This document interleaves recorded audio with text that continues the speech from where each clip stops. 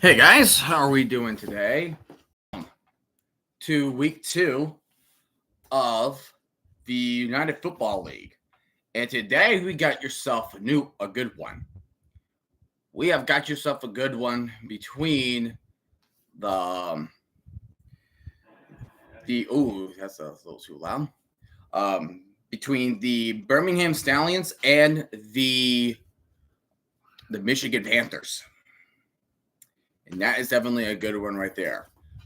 Let's talk about the Stallions first. So first of all, hi, how you guys doing? If you guys are new here, I am Lightning Jr., aka my name is Justin, and I'm here for Lightning Lounge number 52 on this channel. Lightning Lounge number 52. Of course, as per usual, I am going to start the poll so I can see who do you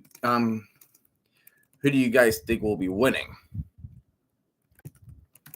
So, welcome. The poll is up, and I hope you guys are getting yourself ready to go because we are at Michigan this time, and the story seems to be different from this time around. Yep. So, this was rough for the Stallions. Can we agree with that? It was definitely rough for the Stallions because they took an unexpected fall. They took an unexpected fall this year. One cat wants out. Because they took an unexpected fall this year.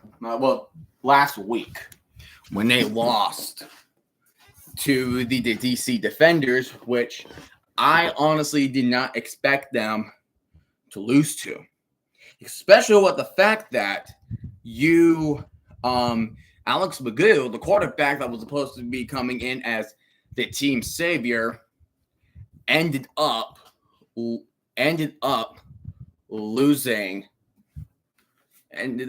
getting sacked 8 times, which I think we have not seen anything like this before. I don't think we have seen anything like this before from the Stallions. Because usually the Stallions are well coached. Look, they are great on both sides of the ball, offensively, defensively, and heck, even special teams wise. And it's just not the case there. It's not the case there. And that is worrisome because the Stallions, for the first time ever, has started the season 1-0. That has never happened in their franchise ever. Not even the 80s or not even back in the modern day USFL. Never happened once for them. So seeing the Stallions in a must-win situation is definitely crucial, something unusual that we have not seen before in spring football history. Because last week, the Panthers won. The Panthers won against the Stallions. They won against Stallions. Well, not won against Stallions. The Panthers won their conference rivalry game versus the Memphis Showboats, which everybody expected the Panthers to beat the Showboats. But because with that victory and the fact that the Stallions lost to the Defenders last week, Panthers are not only 1-0 overall, but they are also 1-0 in conference play. But if the Panthers somehow, in some way, beat the Stallions, the Panthers are going to be 2-0 overall in conference play. And the Stallions are going to start with not only with an 0-2 record and potentially tie for your last place overall in spring league football, but they will also have a 0-1 conference record. And that right there, it is not good for that team. Definitely not good. So this is why this game is practically important here. This game is important for a good reason. It's important for a reason. And that is where we're going. And also the Stallions are heading into the game with the crucial missing pieces coming in. They're going to be without the running back CJ Marable, which I believe he says that he is out due to personal reasons.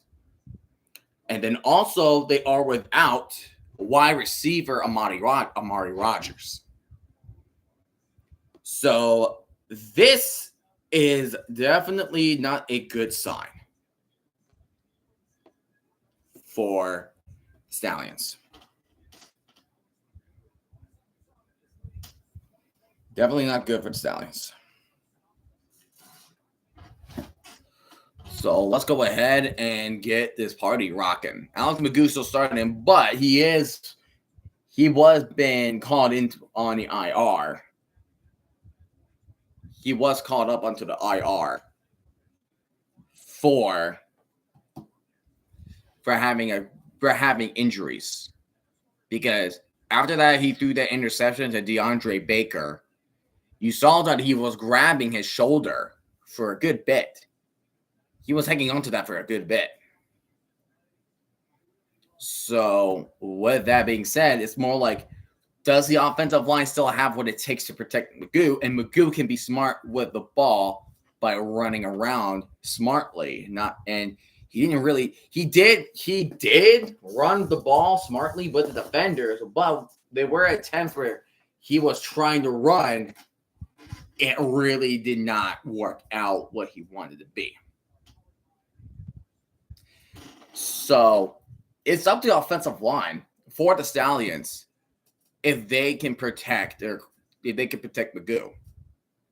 And that is a big question for tonight. Can they protect McGough? And the question is, I don't know. And I can already hear the boos from the Stallions. I can already hear the boos from the Panther fans. It's gonna be.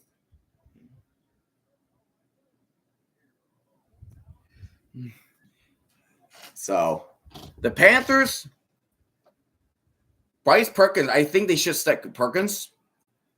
I feel like that should be the case. Bryce Perkins should be the quarterback. I believe they are starting Perkins today.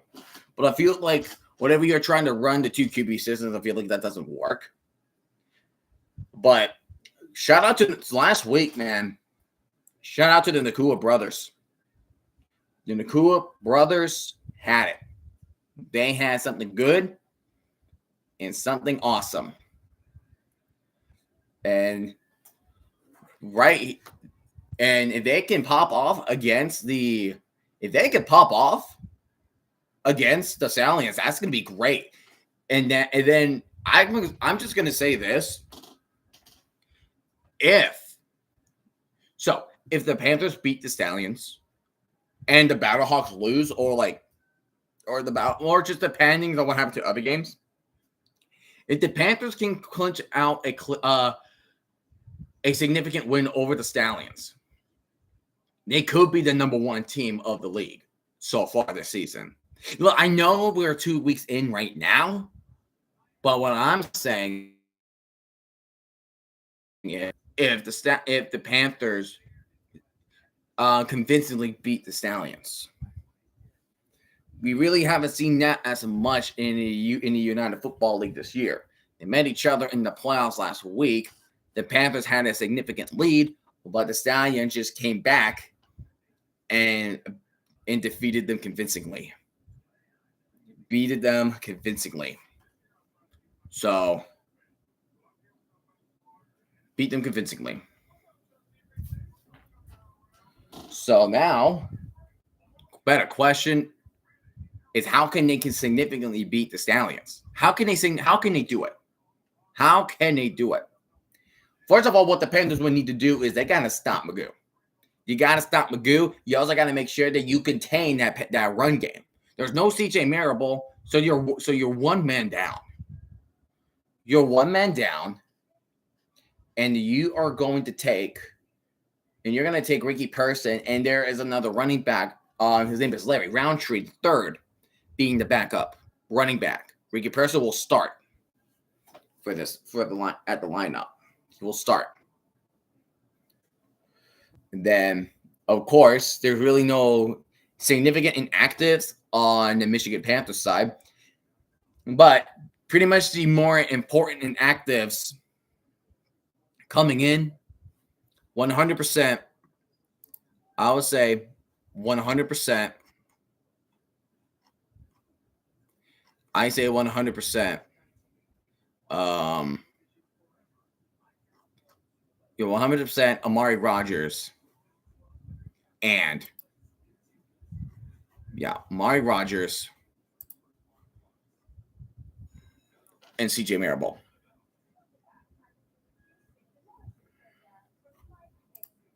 So that is where we are at the moment.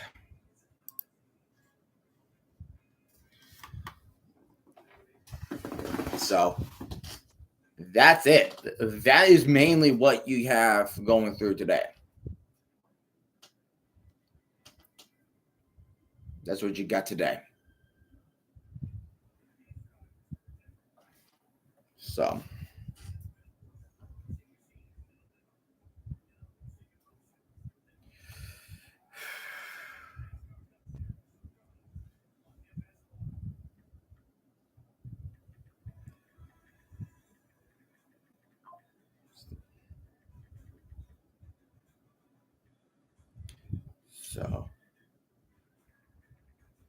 if the Panthers could pull out this win, that would be big. That would be nice.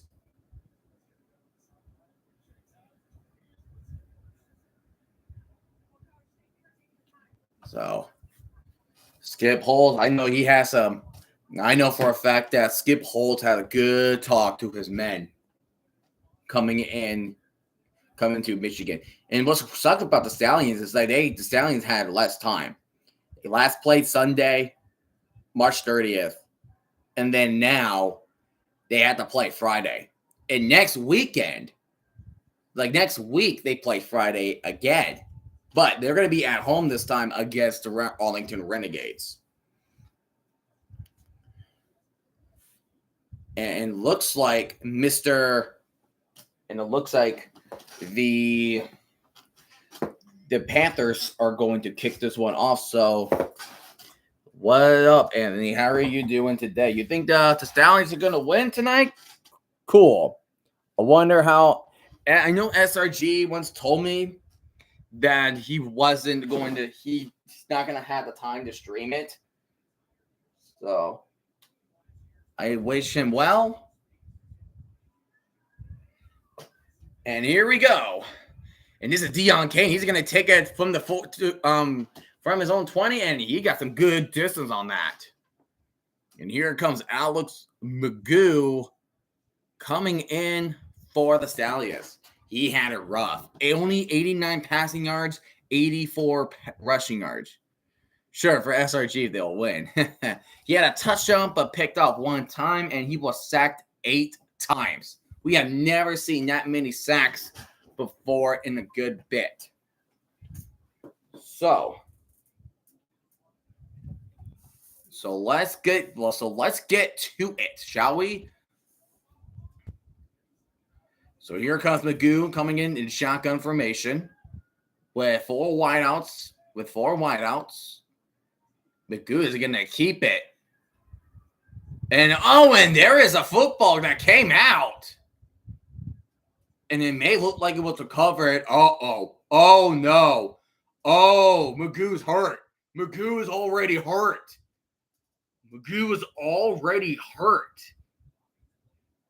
Oh no. Magoo's hurt. He's down. So he's down before the ball came out, but he's hurt. He is hurt. He is in pain. That is not good. He's holding on to it. He's not even moving he's not even throwing his right throwing arm. Oh gosh.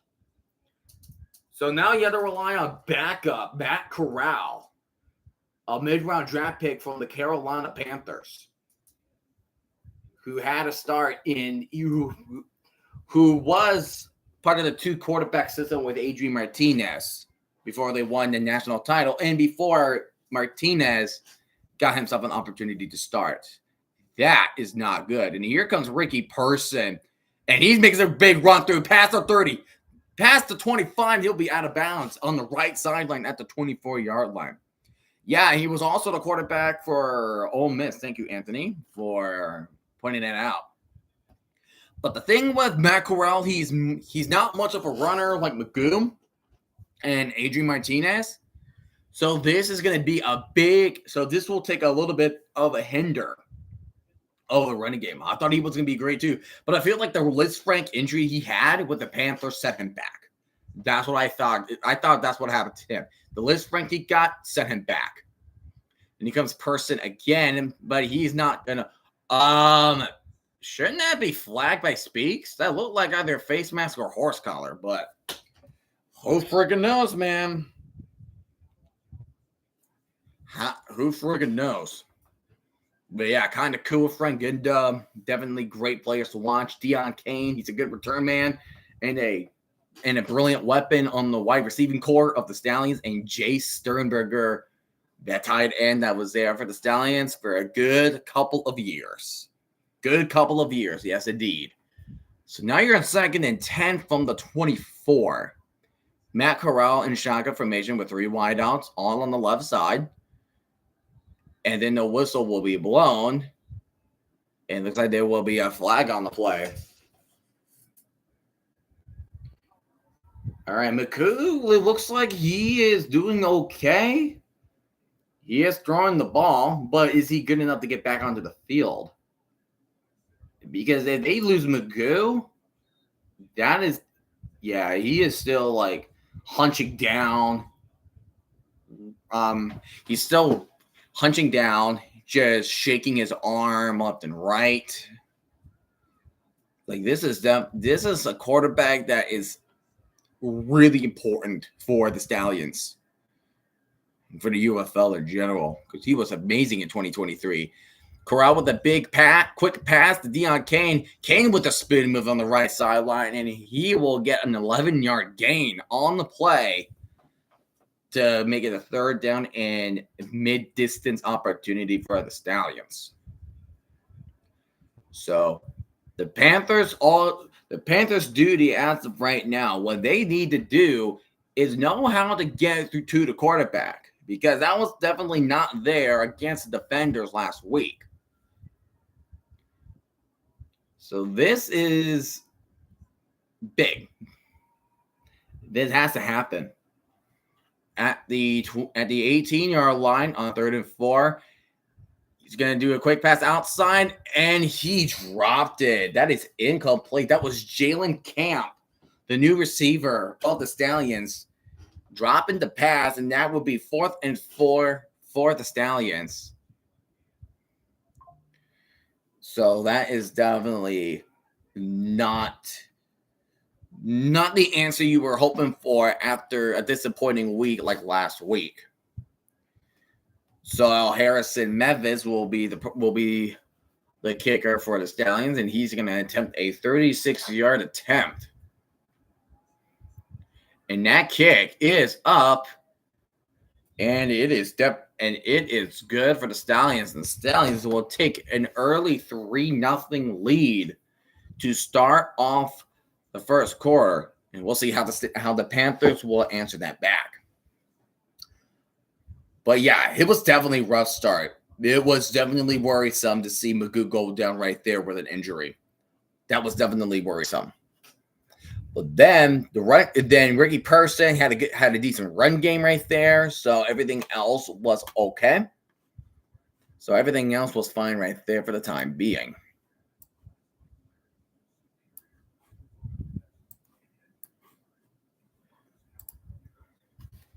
See, I'm just gonna pull up pulling up the stats so I can know what I'm talking about when we go to halftime.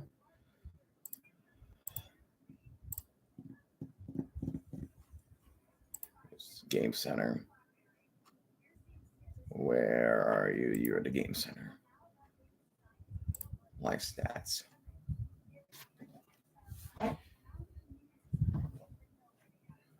So already, so they just worked up 39 total yards on that play. And on the offensive side, it was Person that did the work. Two rushing for 26 yards, even though his longest was 27 yard. But yeah, Magoo tried to run. It just did not work out. This is hopefully that he is doing okay. And then we will see, and we will definitely see how the Panthers are going to answer that field goal from the Stallions. How would we think that they're going to answer that? How would we think that?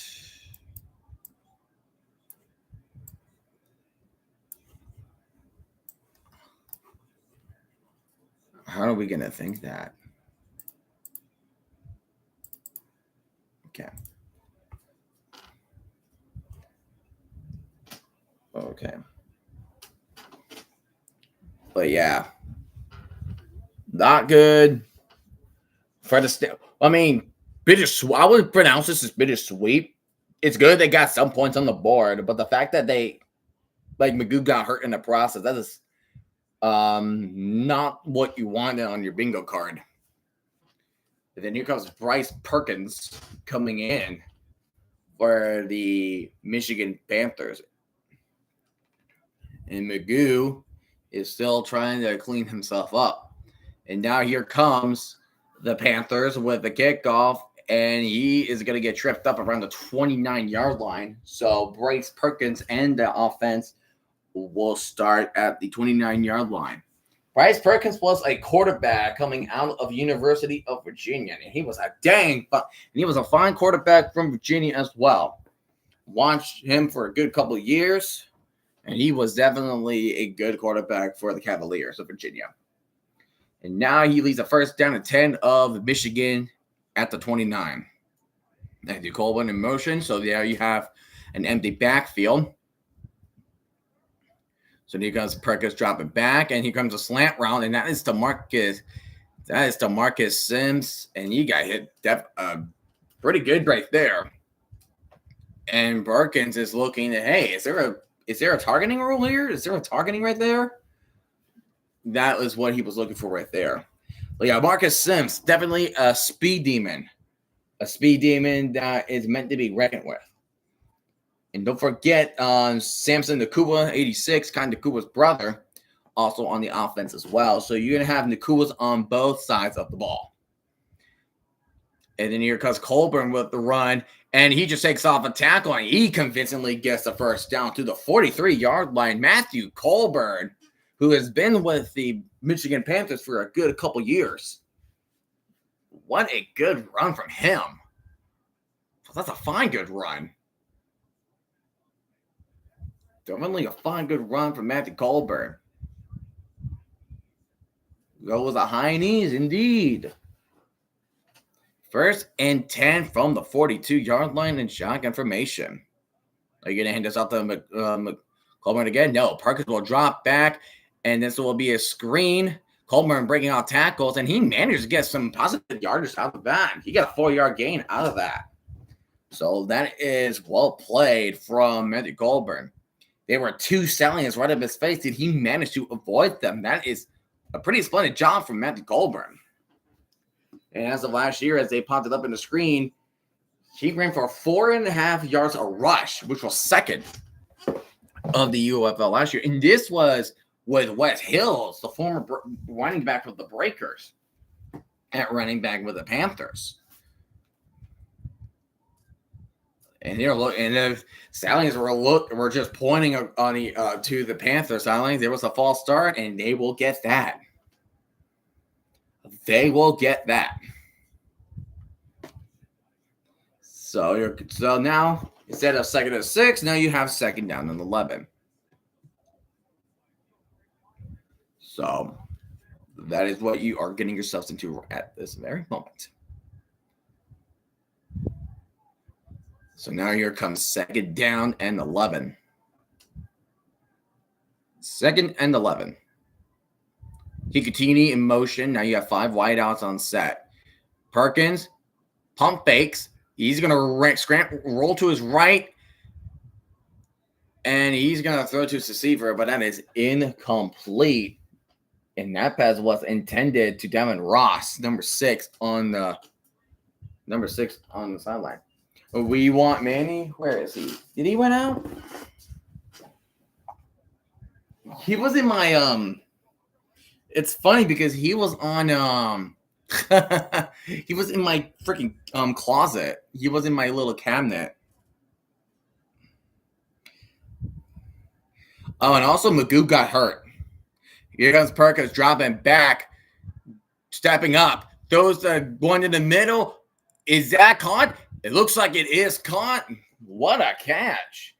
That was COC Mariner. COC Mariner with the catch.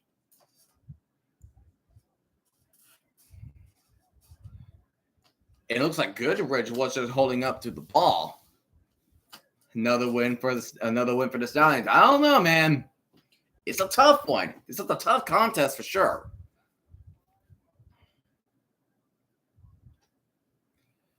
So 1st and 10 on the Stallions 45-yard line. Here comes Colburn.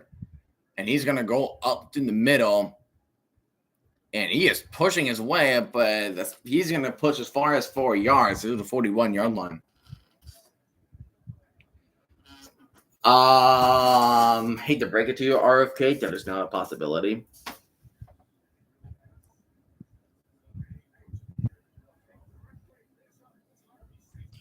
I hate to break it to you, but that can't happen. And I think I know why.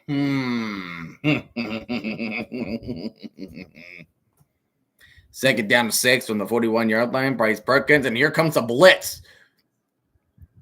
And Perkins is not going to go anywhere. Good blitz, and that picked up a no gain for the Panthers. Yes, of course. Yes, of course it is. This is our first game. We're 0-0. We're 0-0. Yeah, you're really trying so hard to make sure that whatever happened here, it did not happen. Wait a second. I can. This says otherwise. It said otherwise. 4 seconds left on the play clock. They got to get the play fast. They get the snap off. Perkins looking. Throws in the middle. Incomplete. He was pressured big time. Fix your whiteboard. We're 0-0. Hey, you're going to tell me to fix my whiteboard. How about tell the UFL website itself? And there's another Stallion down. There's another Stallion down. I don't know who that is. I think that was number 7 on the Stallions. I think that is Ronnie Perkins, the defensive end that got himself hurt as he was trying to sack Bryce Perkins. And he is rolling on the ground for a good bit. And now he's walking towards the sideline on his own.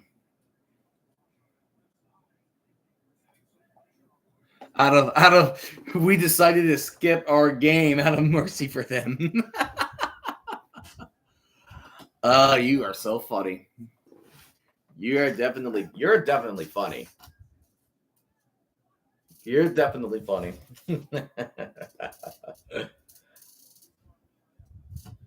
So I'm also one. Hey, I'll take it. We didn't win, but we didn't lose either.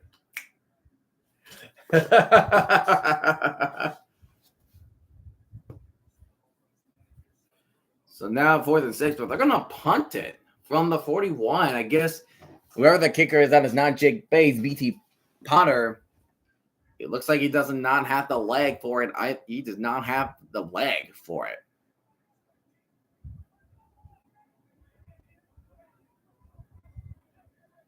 Davion Davis is in the back ready to return, but the clock will go down. I think what they're doing is they're going to take the delay of game so that the Panthers will have more room to kick. But the Stallions say they're going to decline the penalty and kick it as it is. Yep. That is what it is. That is indeed what it is. And it fits so darn good. Fits so good too. And here comes the snap, and the punt is underway. They're going to give it a little bit of a pooch kick. And they're going to take it at the 16-yard line. They're going to take it at the 16-yard line. And that is where the Stallions are going to start off their next drive.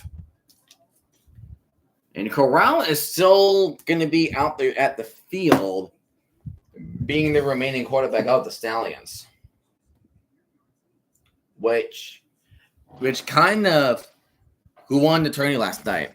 Colorado did. Colorado won over UCLA and Washington State.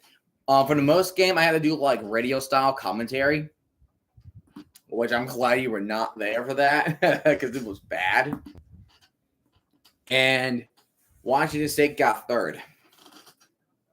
But UCLA dang well put up a fight in the college football tournament. Dang well good fight. Yeah. Yeah, definitely go back and watch it. Definitely. But for like most of the game between Cal and Washington State, for some reason, I was getting poor connection, so they only picked up my mic and did not show the game. So that's why I had to do the commentary radio style, like Kevin Harlan on ESPN Radio on Monday night or the Super Bowl. So that definitely happened. So,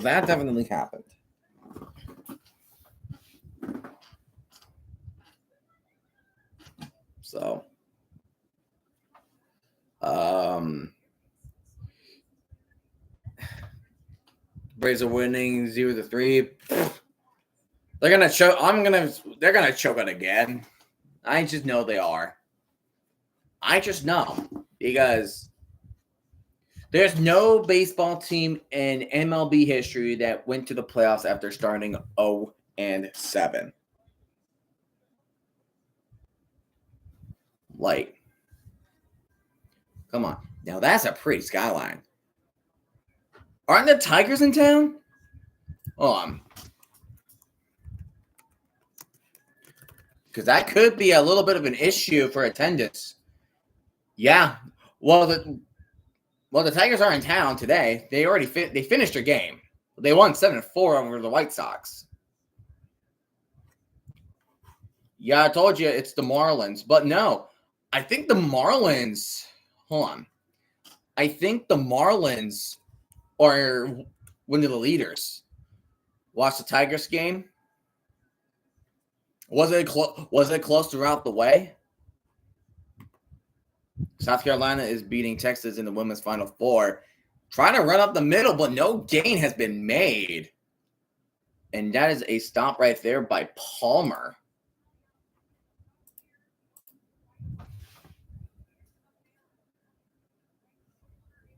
Yeah, so right now Magoo is dealing with a right shoulder injury. He is dealing with a right shoulder injury. But regardless, that is not good for the Stallions.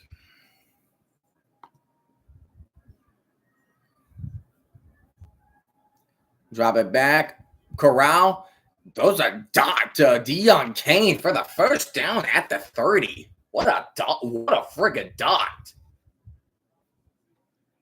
What a dang dot. NL East. The Marlins are 4-3. They're in third place. The Nationals are 1-5, so we're pretty much at the same level of trash as them, except they're less trash than us because we're the only women's team here.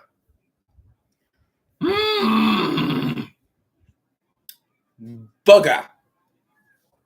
Freaking booga, man.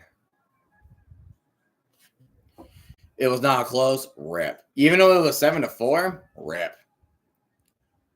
Corral tries to throw it to Camp, but it was too short of a distance to reach the Camp, so that will be incomplete for the Stallions. Yeah, so I feel like the run game is not going to be as strong without Magoo. Because, like, if you have a dual threat, it's like not only you have to expect the run from the running backs, but you need to also expect the run from Magoo. But now with Magoo gone and Corral's there, and there's Davion David I cannot speak today for some reason. Damn. Davion Davis with a catch, but that will still be a third down. Sad day for my Cards. Lost number 1 in that division, and we're 0.5 games back. Who you're losing to Central to? Oh, the Cubs. Losing it to the Cubs. Yeah. 6-4. You guys are 4-3.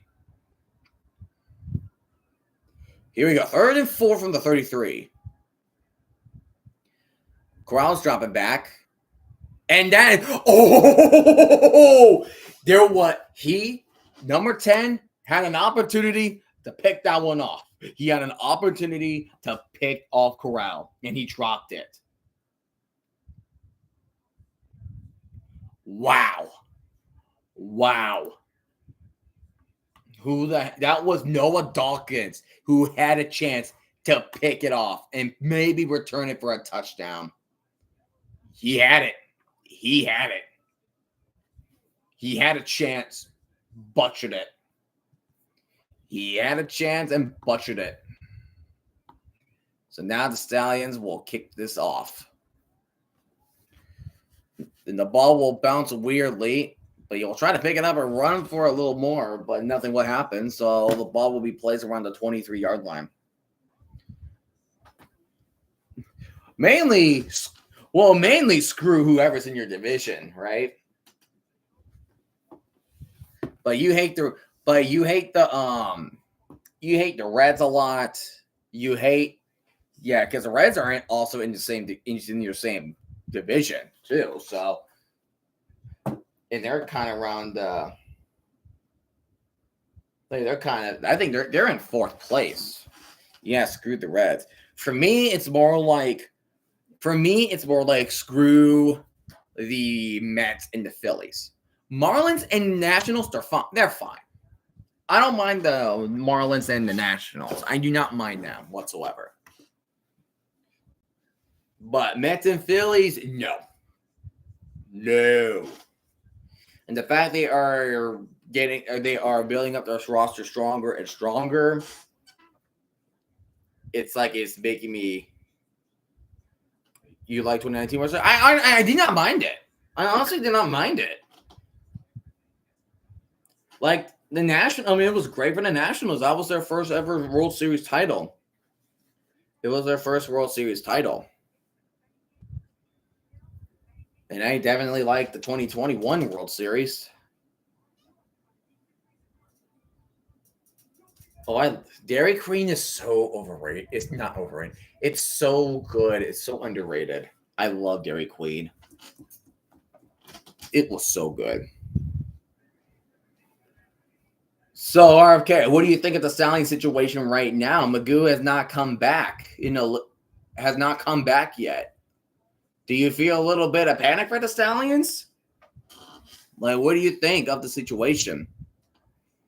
DQ's great. Thanks. Thank you so much. Especially their burgers. They always make it so darn warm. I love it.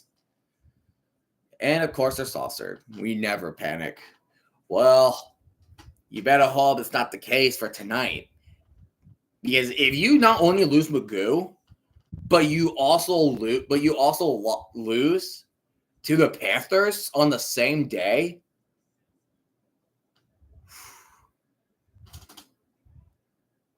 Yeah. Yeah, we know it's not ice cream; it's soft serve. But the thing with soft serve is it makes it easier to enjoy ice cream because ice cream has that hard surface. You know. And here the Nakua brothers, kind of cool. Samson Nakua. Gotta give a lot of credit for them. You gotta give them a lot of credit to them. Samson scoring a touchdown for the Panthers and kind of cool in the game with a pick six and having his brother be the first person there to celebrate. That was freaking awesome. W's in the chat for Nakua, for the Nakua brothers. Perkins dropping back. Perkins go to the middle. And that was almost picked off. Perkins almost threw an interception right there. And that was Trey Norwood who dropped the interception right there.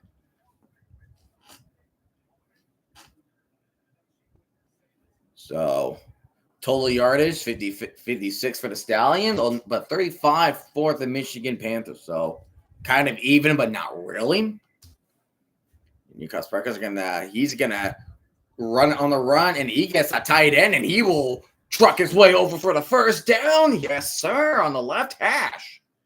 That is Gunnar Oaks will truck his way over for the first down. Saucer isn't as cold either while still being cold. Well, yeah, it makes it easier. It just makes it easier for ice cream. It makes it easier. Yeah, it makes it easier on ice cream, for milkshakes. But the milkshakes, in my opinion, the best is Sonic. Sonic has really brilliant milkshakes. And it comes the end around for Marcus Sims, but he went back ways. He just lost a chunk of yardage right there. Ooh, buddy. Not good. It's just Hikatini did not get his I think that was Hikatini. He was not there to block Ronnie Perkins. We have a great ice cream parlor nearby that makes the best milkshakes. I would love to learn how to make milkshakes. They're so fun. And there's a catch and run that will make up that chunk of the yardage on the right side. And that was Malik Turner with the catch. So now the Michigan Panthers are facing a 3rd and 9. They definitely wanted to get further back. Pretty much it's like playing tug of war. So right now it is 3rd down to 9 for the Panthers. And are we going to get no, we're going to get a false start from the Panthers. I like Sonic milkshakes. The best I have one every once in a while. But if I had to choose one for the rest of my life, I'm going to Dairy Queen. Yeah, I don't mind Dairy Queen. Dairy Queen is BK. Is that Burger King? Is that the one? Is that what BK stands for? Is it Burger King? And we have reached the end of the first quarter, ladies and gentlemen. Booger King. No. I think the best way to say it is Kurgerbing. Kurgerbing. That's how it should be. So 1 quarter down, 3 to go. The low scoring game so far, 3-0. Stallions will take the lead. I feel like one of these defenses will need to either make a big play or one of them is going to get so tired out. Is going to get so tired out to the point where they're just going to allow a big play to happen in the near future. If I'm Stallions fans, my heart would be racing at this point.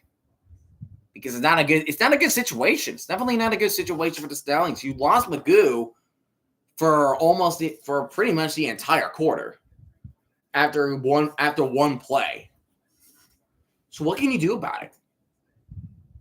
Like, are you going to bring in, because if Matt Korg doesn't come to play, Like, if he's not playing up to his potential, are you going to bring in Case Cookus? Would that be a better solution for you guys? Would you bring in Case Cookus? Because if that is the case, then yeah, that would be the case right there. Because it's not ideal. It's not an ideal. It's just not an ideal situation to be in.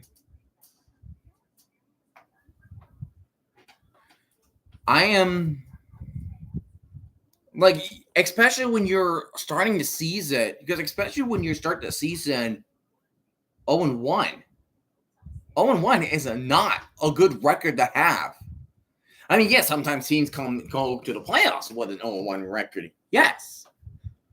But if you start this league going 0-2, or heck, even maybe 0-3, then your chances at the playoffs are very slim.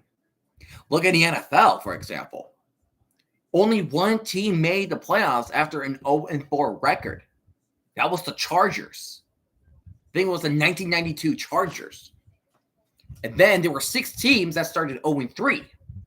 The most recent team to do that was the 2018 Houston Texans. So it's like, yes, it's not really how you start. It's more on how you finish. But if you collect these early wins, then you don't have to worry. Then you don't really have to worry about having this last-minute push that you need to make, and you don't have to rely on game 256 and the 16-game schedule, or game 272 on a 17-game schedule. So that's why gathering these wins is definitely important. You don't want to start too slow. Yes, it's about how you finish, but you got to gather a win. Perkins is going to drop back. He's looking. He's going to throw his left off the back foot, and now will be incomplete. Wait, what do you mean there's zero volume? What do you mean there's zero volume? Can you hear me? Like, can you hear me? Like, do you understand the words that I'm saying?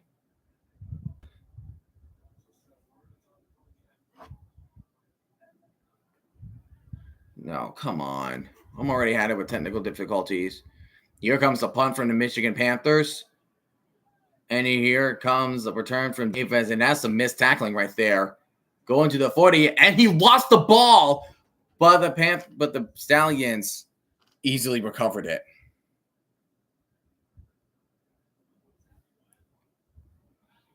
But, yeah. So is there going to be a flag? Is it going to be on the Stallions?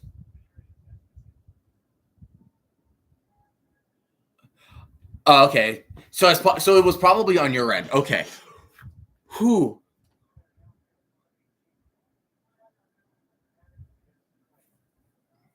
Oh, it was an eligible man downfield by the Panthers. Okay, I was just about to say I'm about to have it with these technical difficulties already. It's like it was working fine before. Why is it having a problem now? I don't understand that, but okay.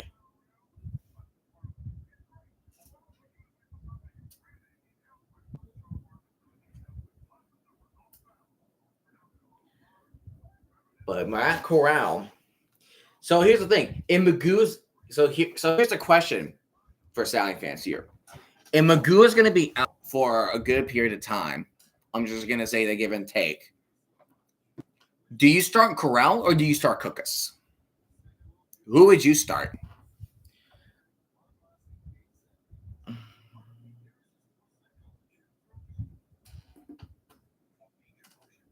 Like, who would you start? Would you start Corral or would you start Cookus? I'll start a backup line.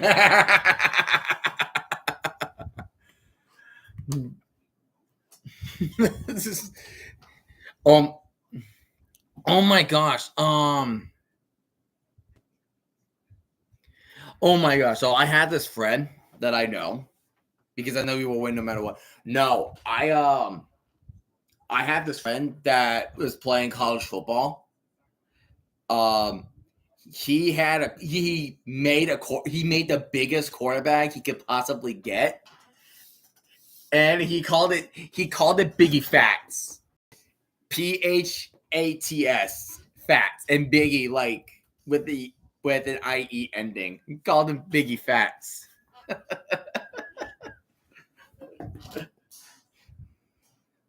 Heavy lefty. And I remember I Am Wildcat when he was playing he was playing like Madden.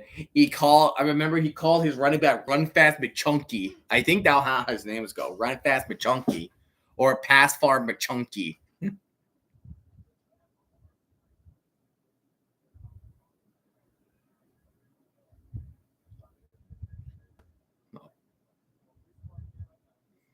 Skip Holtz and Magoo is talking to, and there's the injury again.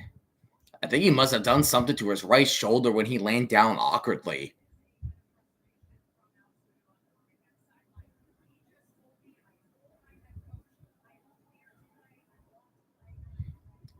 So he is running the play. It's just all about the timing of when can he come back in. That is more of a better question. When can he come back in and play? Because right now it's just Corral's show at the moment. It's just Corral's show. So here goes first attempt on the Stallions. Here's a handoff to Person. In Person going up the left middle on the left hash, and he gets a 9-yard gain off of that. Person is doing a good job with the run game. Like he's stepping up of the absence of CJ Marable, who was out tonight. And then it can't just only be him to do the work. Larry Roundtree will need to do the work as well. You sent me something on X? Oh, brother. What is it?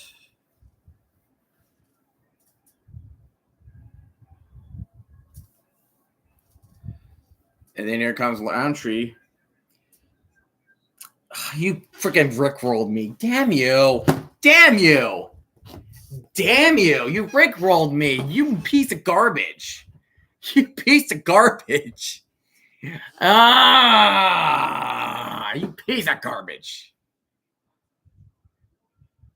I hate you so much.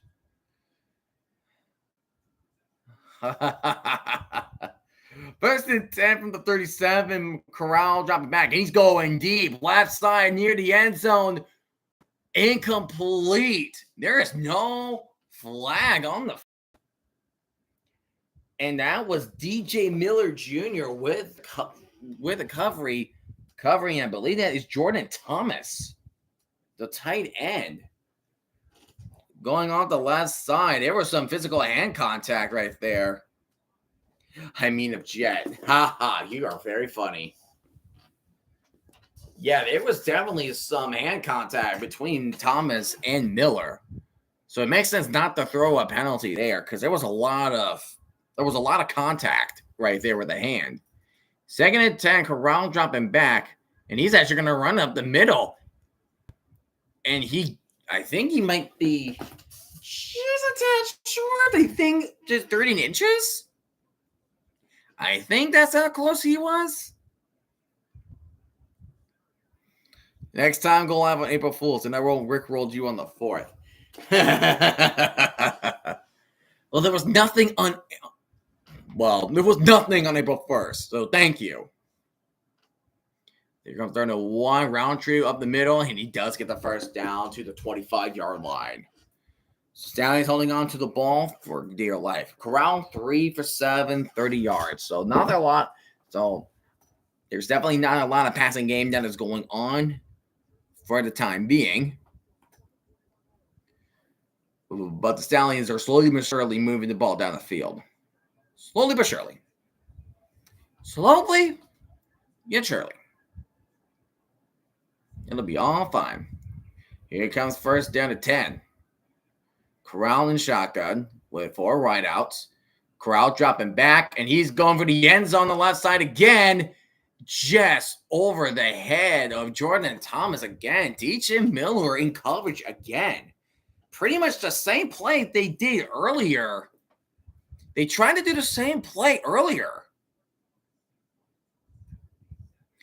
Like, he's trying to sit from him again, but that caused him to slow down a little bit.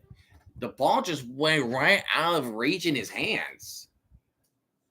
Just not enough speed to catch up to the ball. But DJ Miller, even though he is definitely not unmatched against a tight end like Jordan Thomas, he's doing a good job covering him at the time being. And Roundtree will lose 2 yards on the run. Ooh, he got roughed up good. And that was a tackle by, I believe, that was Micah Tufua. What? Yeah. Marcelo Zuna just hit a home run. We can hit dingers now. Oh, my gosh. The Braves. This is the Braves. 4-0 lead in the bottom of the 7th. Of course, we may choke it, but right now, Ozuna's slinging it. It's a damn miracle. It's a miracle. 3rd and 11 from the 27. Delay of game, delay of game, delay of game. You waited too long. You waited too long. Yeah, delay of game on the Stallions. And you could definitely hear the crowd. And you could definitely hear the crowd in Ford Field. Definitely be happy with the Stallions because that can definitely, because that right there can definitely impact the field goal. I know it is in the dome, but yeah. Last week, Stallions had 10 penalties for 71 yards. So the penalty problem is still kind of there. But other than that, it's like at this point, the field goal is going to be good, only good for 50. Going back, and he's going to go, and that is picked off. That is picked off, and that is DJ Miller Jr. with the interception off of Corral. Wow. Good defense by the Panthers. That 2-yard loss on the run, and Corral throwing an interception onto DJ Miller. Wow. Got in front of Johnson, in front of Kate Johnson. Uh-oh. I think he wants back in. Hey, you in. But yeah. Not pleasant it is not pleasant for the Stallions. Dude. Oh, dude. DJ Miller with the interception. Yes, you do. Yep, you hear him. Meow, meow, meow, meow. He's the loudmouth of the group.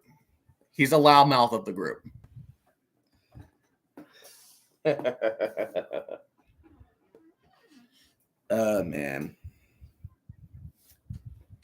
My parents have him for about, I think, 13 years? Definitely more than 10. I don't know the exact age that we got him. But he's been awesome. He's just been awesome. Mini Stallion. He's a stallion. He's a stallion to all of us. He's a stallion to all of us. Do I live with my parents? I do. Right now, I'm just trying to find I do live with my parents. That's fine. That's okay. Because not everybody can start off the same foot at the same time. Give children time to develop. And right now, I'm just finding a job. I'm just trying to find a full-time job. And then once I'm ready, I am going to be ready to move out. Lightning Senior and Mama Lightning. I love it.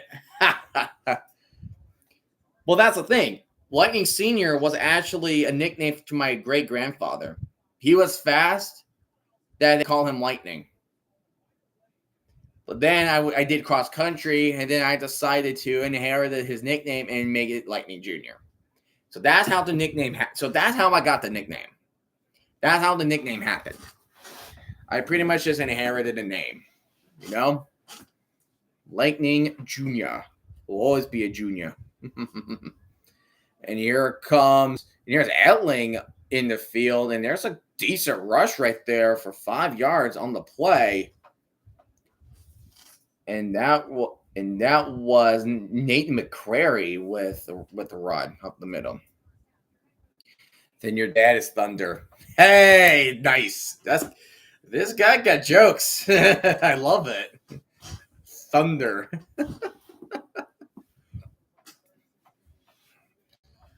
Yeah, great interception by DJ Miller. But now the question is, can the Panthers? Matt Olson also hits a home run. McCrary want to try to run to the outside. I think he's just about less than a yard short. But it looks like the officials are going to mark him 2 yards short of the line of the first down. Minnie, what's that in your... Minnie, what's that? What's that? You're a Met fan just like the chair?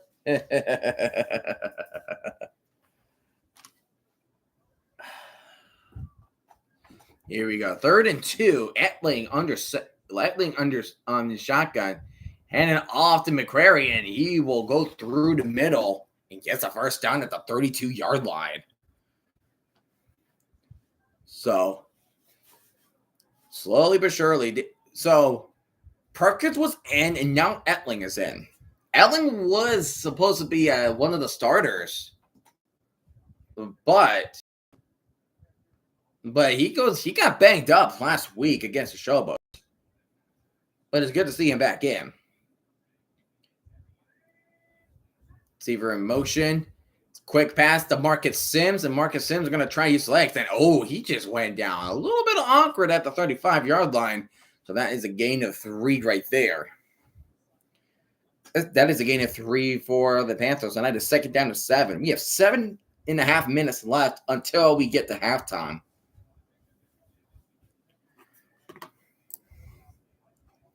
Seven and a half minutes left.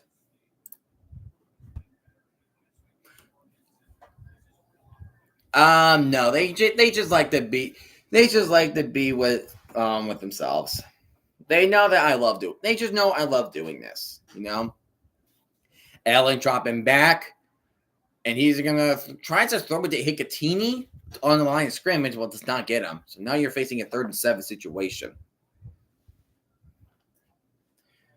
Like I do tell them what has been happening. When Ben pulled Bowl 3 tomorrow at 4 between the Diamondbacks and the Nationals. Since the Defenders are playing tomorrow night, why not make a day for DC fans? Make a day for DC fans, for the Nationals and then for the Defenders. Let's make a day for them, 3rd and 7 from the 35. Etling dropping back, and he just gets sacked. And he will get sacked. Number 90, that is Bradley Anai with the sack. Yeah, so 4 p.m. Eastern, Diamondbacks and Nationals. Jerry Green will probably do that game as well, but we'll definitely do that game because he's a Diamondback fan. Oh, that was almost blocked. I thought that was blocked. Oh.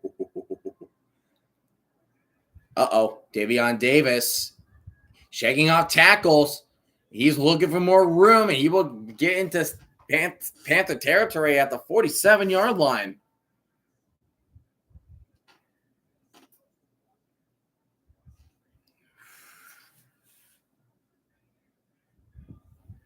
And yeah, that punt was almost blocked. Oh, that would have been bad. Would have been bad. The Panthers will not get anything out of that interception. So right now we are doing a little case of friggin' tug of war. Still doing a game of tug of war. But let me check how the scores are doing so far. Top of the ninth, Diamondbacks over the Nationals 6-4. The Phillies are at the top. The Dodgers are trying to close things out against the Phillies 3-0. They need to have at least 3 scores to stay in contention. The Marlins Braves game are going into the 8th inning with the Braves having a 5-0 lead. The Orioles and the Royals are at the bottom of the 5th. Royals leading 3-2. Rangers are shutting out the Rays on the top of the 4th, 4-0, and at the top of the 4th, the Brewers are beating the Reds. So RFK, I hope you're happy that the Reds are losing. Oh yeah, Red Sox beat Cardinals. Yeah, that's kind of not ideal right there. Definitely not ideal. Yeah, but 4 or 5 Diamondbacks and Nationals. So there you go. I will do. All right, so here's the plan for Sunday, right? I am not going to stream Roughnecks and Renegades at noon. I'm not going to stream that. But I will stream Brahmas versus Battlehawks at 6:30. Around 6:25. I will stream that game. So, no Roughnecks versus Renegades, but yes to Brahmas versus Battlehawks. I will make that announcement again, but as of right now, you will know. What's with the peach? What's with the peach? Dude, what's with the peach? Why the... You will stream UFL number 2. I'm still doing Showboats and Defenders. I'm still doing that game. I'm still doing that. I'm just not doing the Roughnecks and the Renegades on Sunday noon. I'm not doing that game.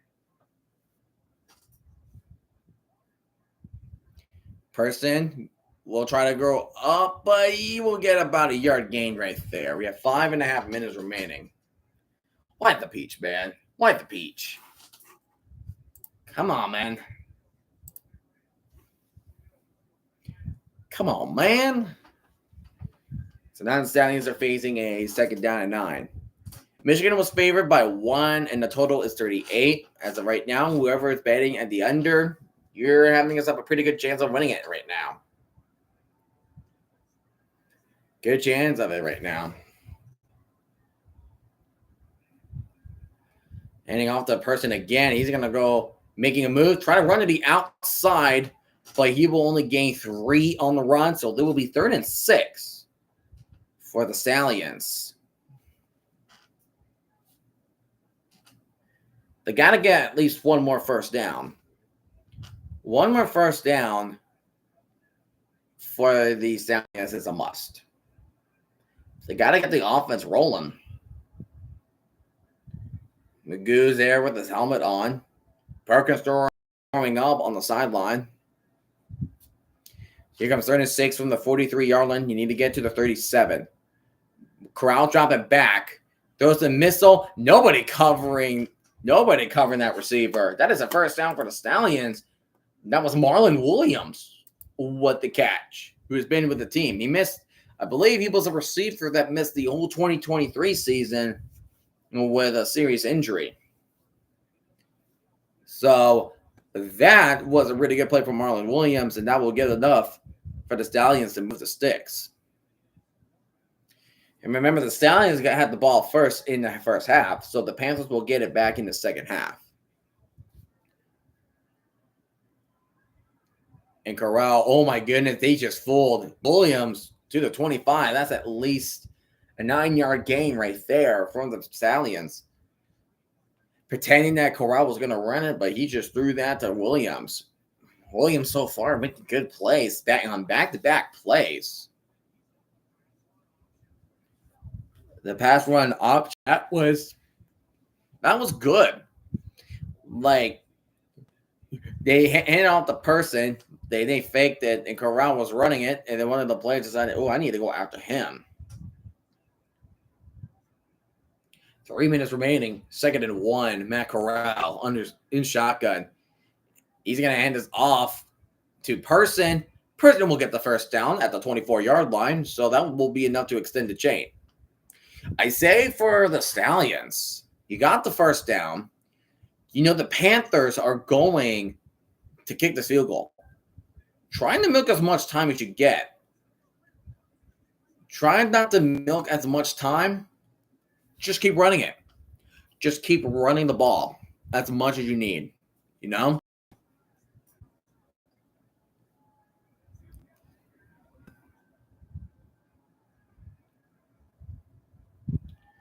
Corral rolling to his right, and he's going to throw it out of bounds on the right sideline.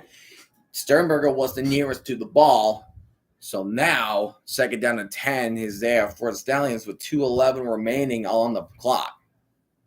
Now the clock will continue to wind down, and that was probably the last play before we're going to hit the 2-minute warning, which is going to happen right now. So,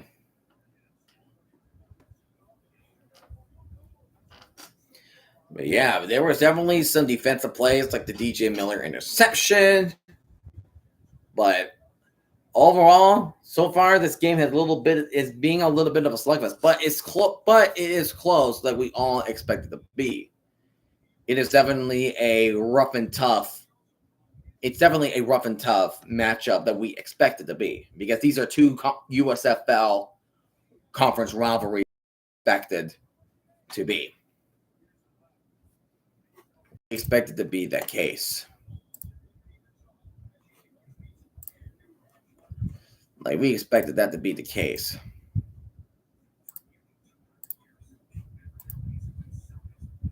So,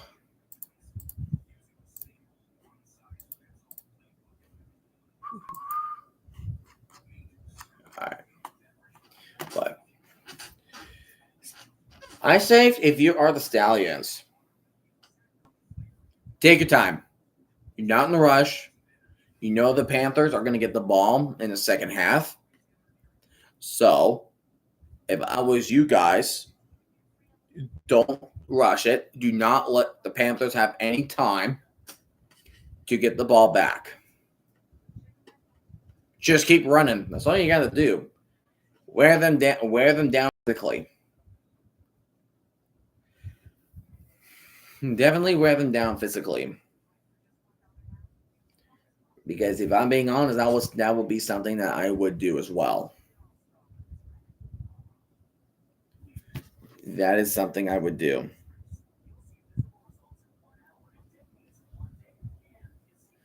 Oh, weeds.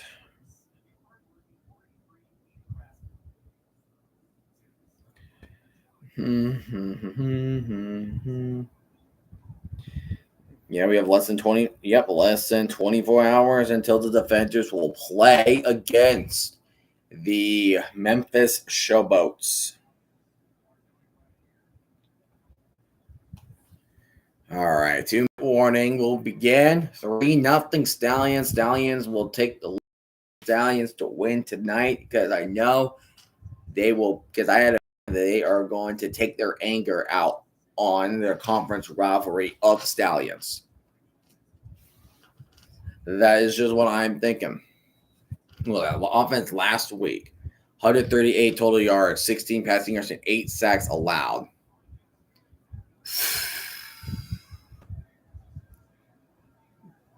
Two-minute warning, 2nd down and 10. Corral. Oh, what a good pass. He handed it off, and then he just threw a quick one.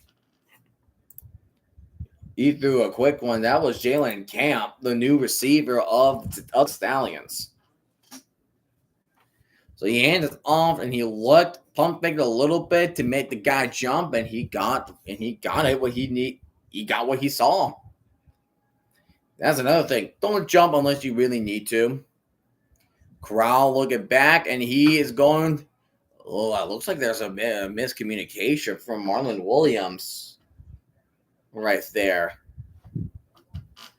I don't think that was supposed to happen, a miscommunication. Matt Corral is 6 for 14 for 60 yards and an interception.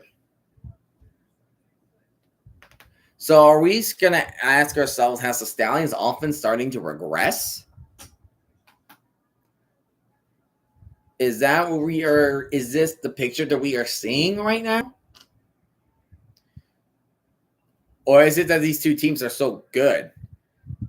And Sternberger, you will be taken down before he crossed the first down line, and that is to the 4, and that is third down. So if the Stallions do not get this, do you think that the Stallions are going to go for it? That is definitely a really good. That is definitely a good question right there. I think that is a good question. So crucial play for both sides of the ball. Jordan Thomas in motion, handing off the person. Oh, he does not get it. He does not get it. He's short. He's short. Do the Stallions take a risk, take a gamble of going for it? Or are they going to bring out the field goal team? They're going to go for the field goal attempt. They're going to waste down as much clock as they can. And here comes Mevis, which could definitely be a chip shot here. Harrison Mevis kicked the 53-yarder last week against the Defenders. And he is 1 for 1 for 36 yards tonight. But we're going to get a timeout for the Panthers. Timeout for Michigan. They want to have some sort of time left remaining to get ready, to get themselves ready for the second half, or at least get a field goal off of it. They will get the ball in the second half. So there's that. You know?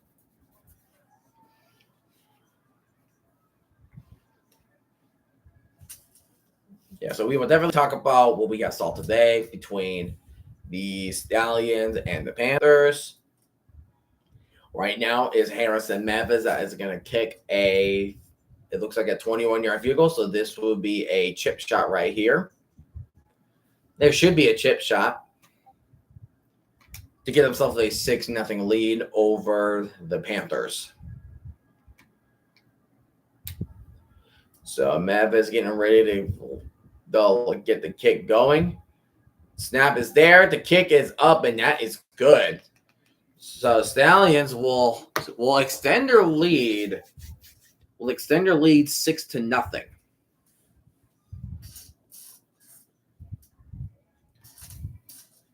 Stallions will extend the lead 6-0. So do you think the Panthers are going to try at least score a field goal when they get the ball back? What will happen?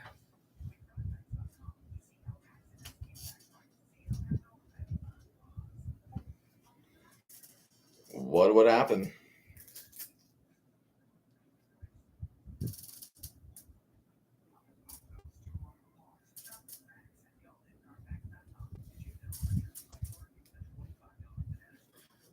Wait. Hold on. Hang on.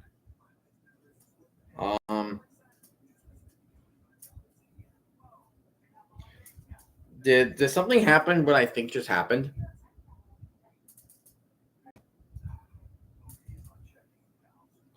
Dear.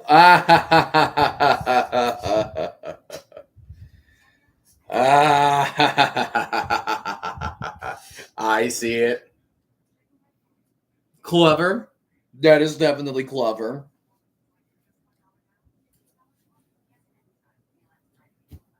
Birmingham. Hey, the Birmingham Thunderbolts, the original XFL team in 2001. Huh? Am I right or am I right? Am I right or am I right?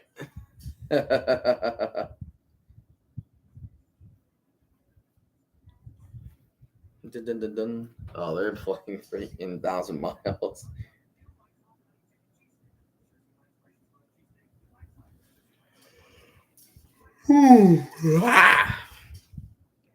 Now all of a sudden I'm tired.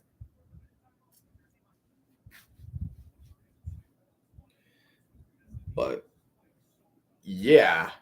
So hey, the Stallions are winning.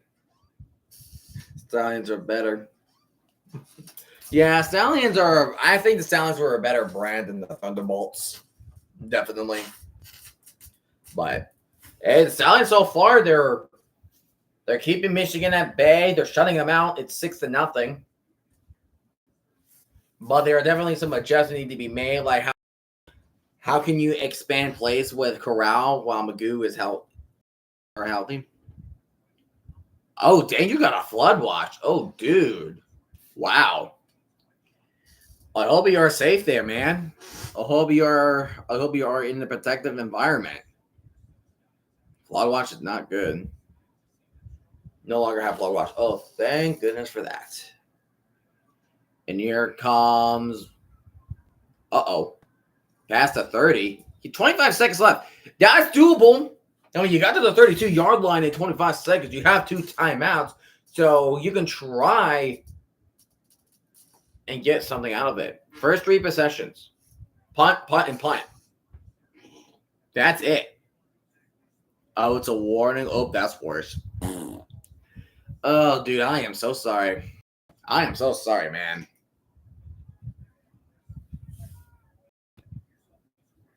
I am so sorry that happened. First down at 10, 6-0. Etling is going to throw a screen to Colburn, and Colburn will get a 5-yard gain and stepped out of bounds. 21 seconds remaining. Good news for Michigan is that they do not need to use a timeout as of right now. You live on a hill, 12, what's that, 127 yards above flat ground. You should be safe. Hopefully it doesn't go too high. That's what I'm hoping. Second and 5, Etling, empty backfield. He's going to drop back. He's looking. You better make a decision. And why would you catch that? They're saying he caught that, but you got to call timeout. Call timeout, or you're not going to. They're not going to call timeout, and they will go to halftime with the Stallions winning the game 10 or winning the game 6-0. Where did I do with the purple marker?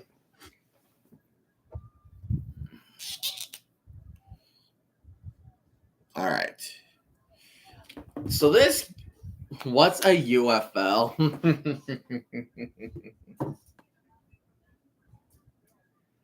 Good question.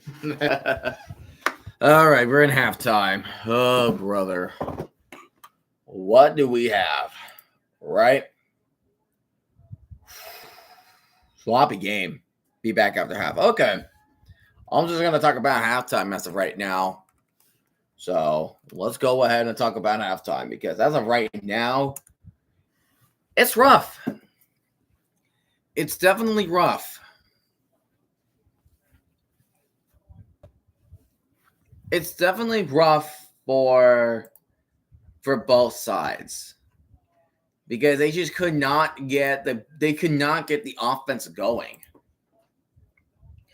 Because let's go ahead and take a look at the stats, right? Matt Corral, he is 7 for 15, 68 yards and an interception. And that one interception was by DJ Miller on the 3rd down. So the Stallions could have a chance to be up 9-0, but because of that turnover, it is 6-0 at halftime. But I wouldn't even say that the passing game is even better for the Panthers because it was relatively the same. 7 for 13 and 41 yards. Yes, he didn't turn over the ball much, but you're not getting as much on offense. And if I am being completely honest, that is pretty much what I was expecting for the Panthers to do this season. It's like, yes, they have it's more like, yes, they do have what you might call it. Like, yes, they do have a good defense, but my issue is their consistency with the run game, with the offense. Sometimes it's there, but at the same time, it's not. And that is pretty much my big problem. And that is mainly my big problem when it comes to the Michigan Panthers. It's a great defense for sure, but you are working yourself into a more inconsistent offense. And then if you look at the rushing attack, Ricky Person is doing his job. He has 8 rushes for 40 yards. And the rest of them combined has 5 rushes for 14 yards. But Ricky Person is doing his job. I mean, that's not bad. 8 rushes for 40 yards is not bad. And then Marcus Sims with that big -7 end around that they're trying to do before did not help. It just did not help. Stallions has got a sack 2 times. And now gets 1 in Perkins, and Yarberry is going to share 1. And no sacks have been taken from the Panthers. And right now on the defensive side of what they are doing with these quarterbacks, it's kind of like they are failing a bit at the same time. Because they're just failing at the same time. Because, of course, Magoo was down. The defenders did a good job containing him. I mean, come on. You got 8 sacks off the Alex Magoo. That's impressive work. Because Magoo is known for running the ball so many times and doing it so dang efficient. But you're working with Matt Corral here. And right now, the Panthers can't do a job. And the Panthers has one of the best defensive linemen in this league. And Corral knows what the Panthers are capable of. You have Breland Speaks, you have Frank Ginda. So what do you do if you are up against a good line? Just throw the ball quickly. You drop back further than you usually do, and then you quickly throw it away. That's something you would do. That's what you do, right?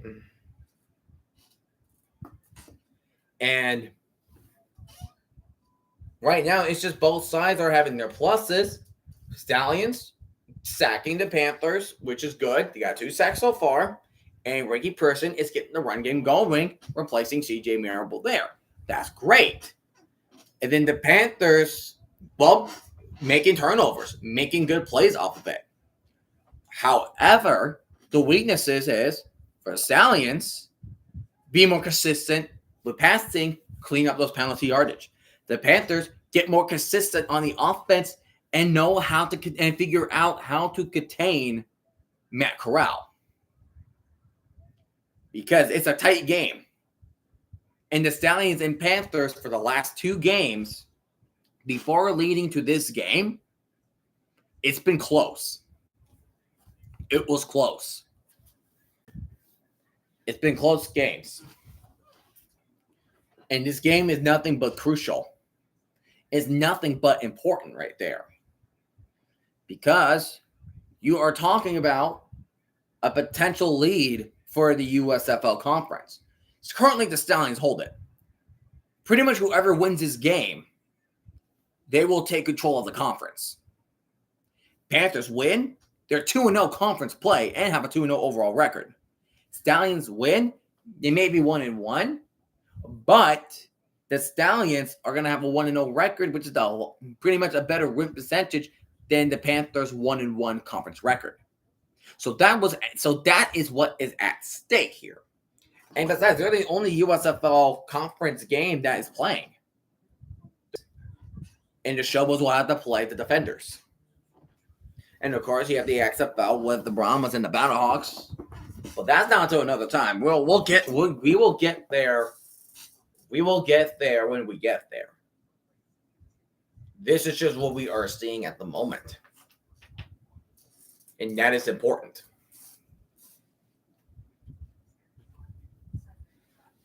Something is bound to happen.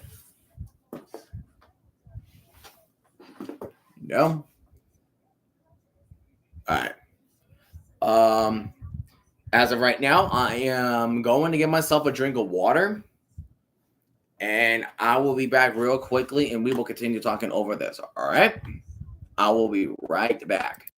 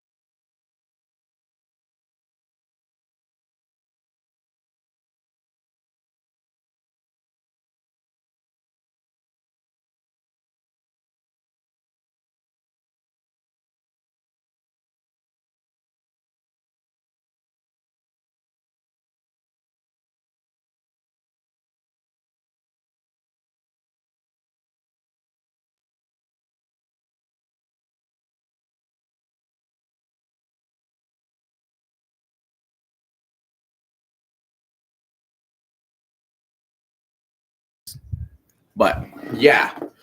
Magoo getting injured. Yeah, not on the bucket list.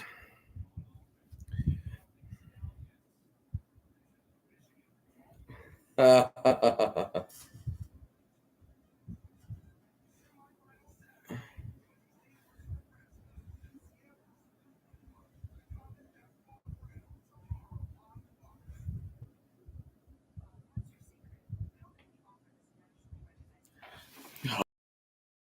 don't think anybody in my Discord chat knows that Alex Magoo got hurt.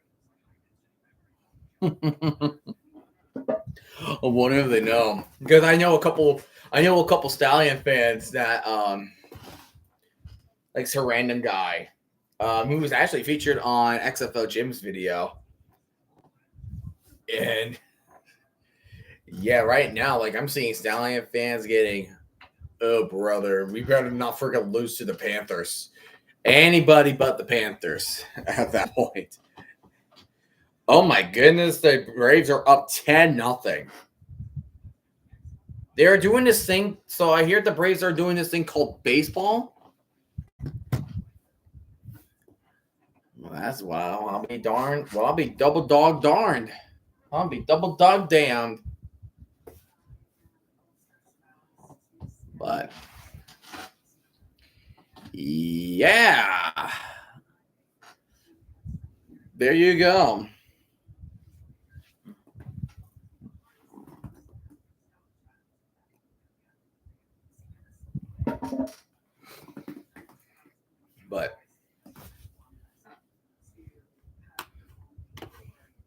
But yeah, Showboat's Defenders. I mean, that could be something. But as of like, but after watching what happened back then, after watching what happened last week, a lot of people are going to jump ship with the Defenders over the Showboats. Feel like Brahmas and Battlehawks could be a toss-up, but I feel like a lot of people are going to go will go with the Battlehawks over the Brahmas because I did not expect the Brahmas just to get badly. I just did not expect them to be getting beaten down that badly.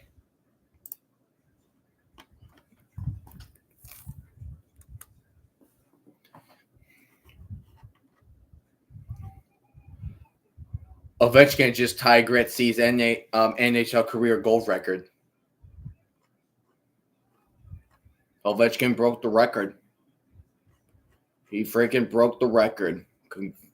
Friggin' congratulations, man. Congratulations to Ovechkin.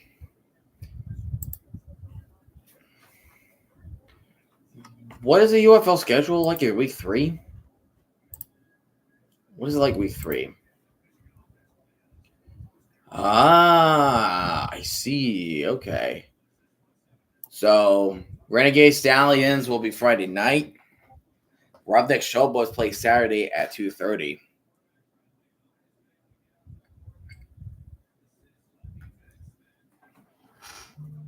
And Brahmas Panthers will play at noon, and the Venice Battlehawks will play at 3. Interesting. All right. So, after a little bit of a quick halftime right there, it looks like we are back at the. It looks like we are going back into. We are going to start the third quarter. Stallions are up 6-0.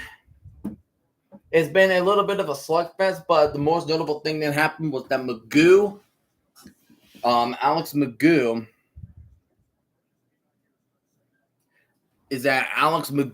got hurt on the first play of the game. And then Matt Corral has been pretty much taking control of the ship throughout the whole thing. So,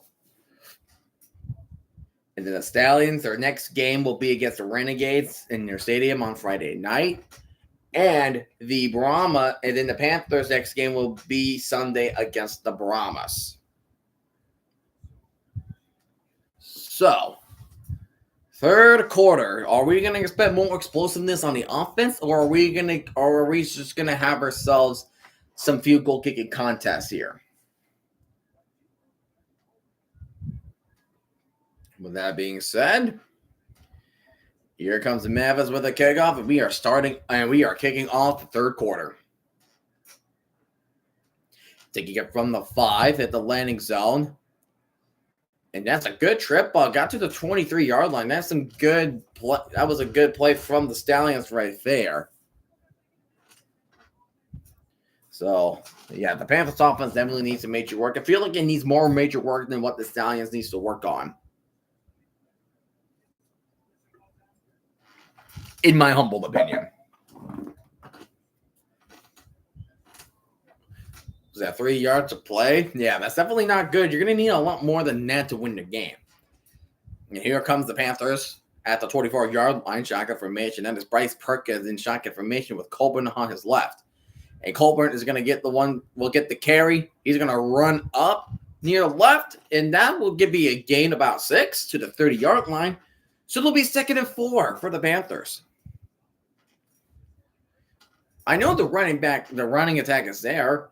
Colburn and McCrary are no strangers to the Panthers running attack. But you got to work the problem is you just got to work yourselves around with how can you get yourself around with the Stallions off defense. Because goes the middle, and that was almost picked off. He was trying to throw one at the middle. That could have been a first down.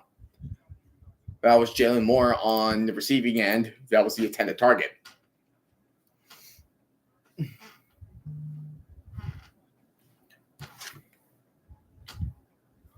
So, both teams need to do better. And now it's 3rd and 4, time for the Panthers. So this is definitely a big third down moment. As of right now, they are 2 for 5, but they were at 8 yards on average to go. Play clock Play clock winding down from 3, 2, 1. Perkins dropping back. Finds a man open. That was tipped, and it's been picked off by the Stallions. He's taking it from the 35. He's going to pitch it back to the big man, and he will go down, and that will be a near red zone opportunity. Good defense from the Stallions. It was originally picked off by A.J. Thomas, the safety. And then he later pitched it to Carlos Davis, number 96. So that was just more on the receiver because he had it. Was it too high for him? Feel like it's kind of 50-50 on the receiver for not catching it with his hands, and also the quarterback for putting it too high for the receiver. But interception galore for the Stallions. Person with the run, he's going on the left side. Nobody's near him, but he will eventually go down for the gain of 7 on the play, as he will be down at the 16-yard line. Yeah, it's just the pressure. The pressure was definitely there, and that caused an interception by A.J. Thomas. So there you go. Good play by A.J. Thomas. And Carlos Davis with the opportunity to try to run and to get extra yardage. That was definitely well played by the Stallions. Corral, throw a quick one to Sternberger, and Sternberger will get the first down, and he will get more. Does he get it? And you're saying he has stepped down inside the 5. The Braves beat the Marlins. We finally got a baseball win. We got a baseball win with a 10-0 victory over the Marlins. Oh, that feels good to win again. It feels good to finally win. Oh, thank goodness for that. I think he stepped out about at the 1. They're saying he stepped out at the 2. Here goes Jordan Thomas, hand out the person. Person tries to run it in, and he's saying he will be short, literally 1 yard short of the goal line. So second and goal is what the Stallions are working with. Stallions are trying to answer off of that interception by A.J. Thomas.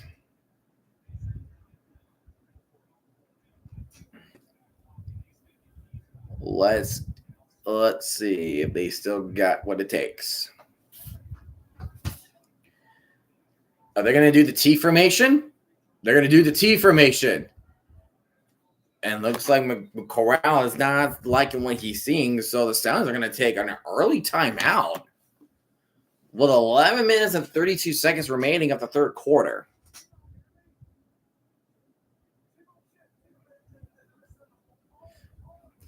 He's like, did you not hear me? T-bone shift.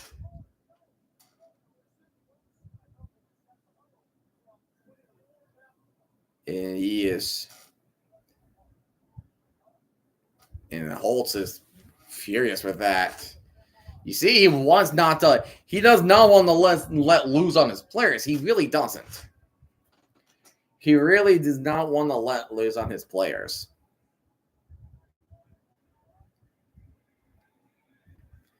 So second down a goal for the Stallions from literally the 1 yard line. T-bone formation is what they call it. And they're going to hand this off to Person, and Person going outside, and he got the speed. And we got ourselves our touchdown of the game, and here comes Person just waving to the Panther fans. So as of right now, it is now a 12-0 game over the Panthers. 12-0 game.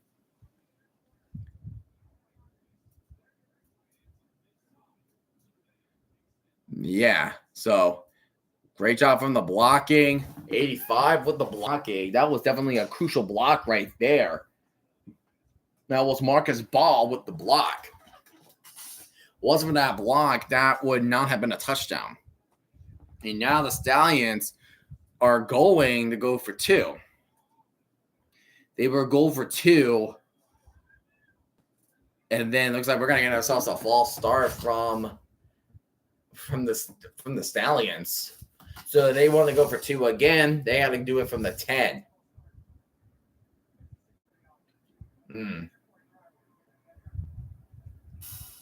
2-point trial will be played at the 10-yard line. So it's like you're attempting it from the 10, but you're only getting 2 and not 3, because originally, if you're going for a 3, you have to be at the 10-yard line.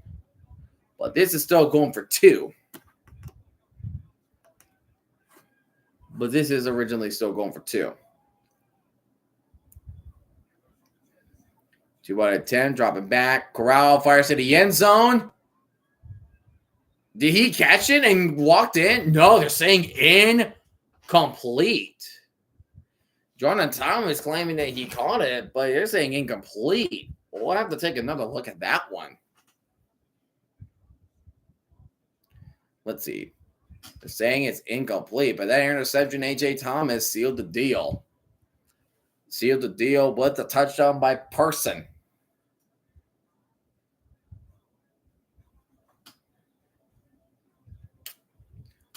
So now comes the Panthers. An interception is definitely a motivational killer. Yes. But this is definitely. But the Panthers really got to make sure that no mistakes need to be made again. No mistakes need to be made again. 100%. They do not need to be made again.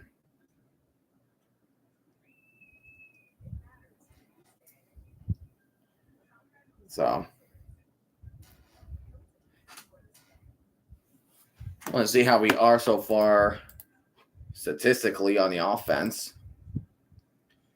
So, Person will get a 9-yard, will get a 1-yard touchdown. 1-yard touchdown, but he has rushed 11 times for 49 yards. So, that's definitely good, a decent running performance right there. And now both sides, both Corral and Perkins, threw an interception. But they still cannot figure out who's going to be the true quarterback one. Because I feel like if you're really running a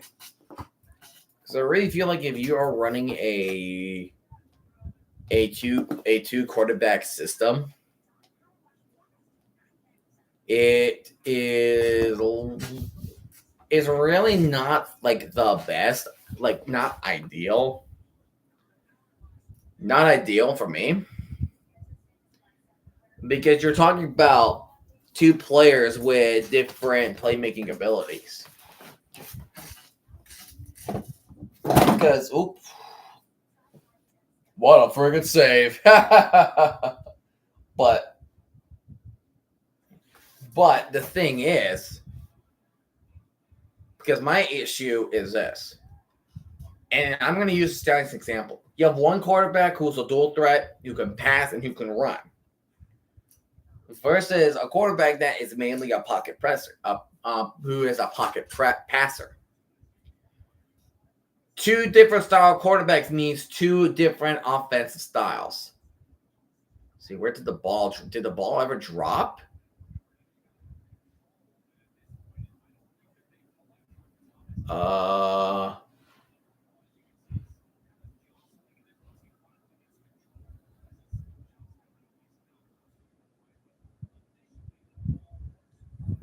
It was very close. I feel like he had it, and then he had no control, and he called it again, but he was sure by the time he caught it because there was already a Panther player touching him.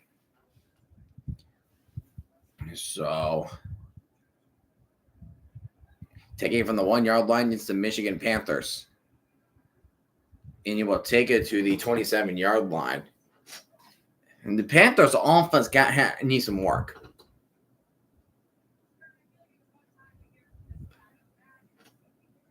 So, what can the Panthers do? What can they do to win? I mean, right now, both offenses are a bit sloppy. I feel like that is pretty much what it is. It's just you are going to get sloppy offense at times. You're not going to get a good offensive games every game because Matt McCrary and that was a decent amount of run, but that was stopped short. That's a gain of 8 for Nate McCrary. I feel like that should run. I feel like they should try to run more. Not doing end arounds with Marcus Stamps. Absolutely not. I'm talking about just try to pass. Like try to run it more. Run off the middle. Get physical with the Stallions.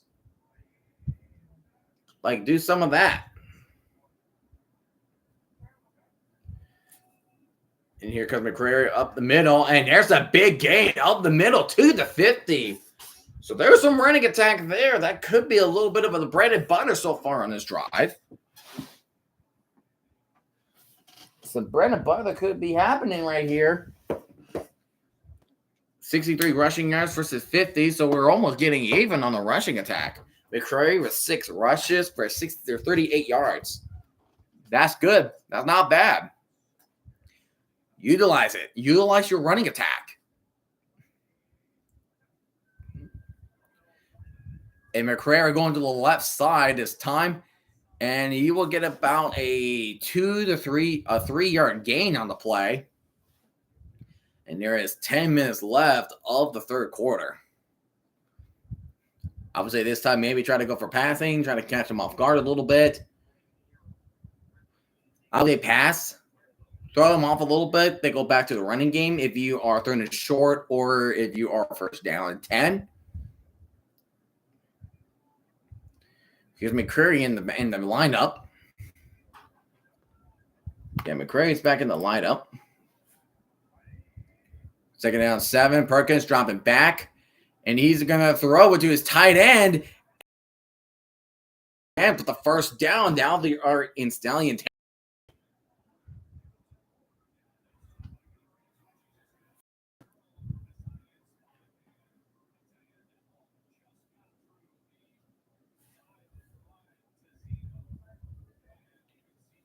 So, there you go.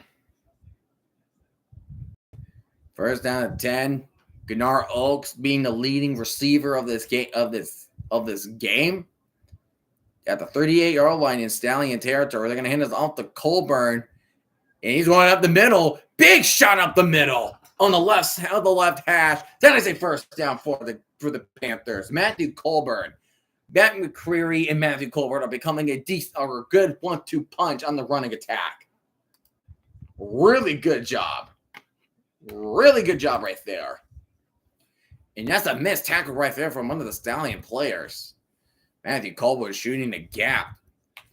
3 rushes for 34 yards. So the run game's there. The run game's what you got now. And there's fake the run, but throw a little screen. Tries to make a spin move, but he will be tackled around the 17, 16-yard line.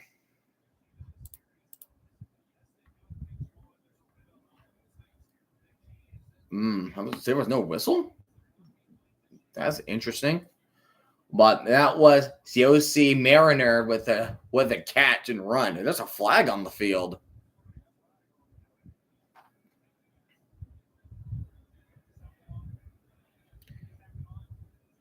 There's a flag on the play. 32 on defense. Uh-oh. That's AJ Thomas, the guy who made the interception. What did he do?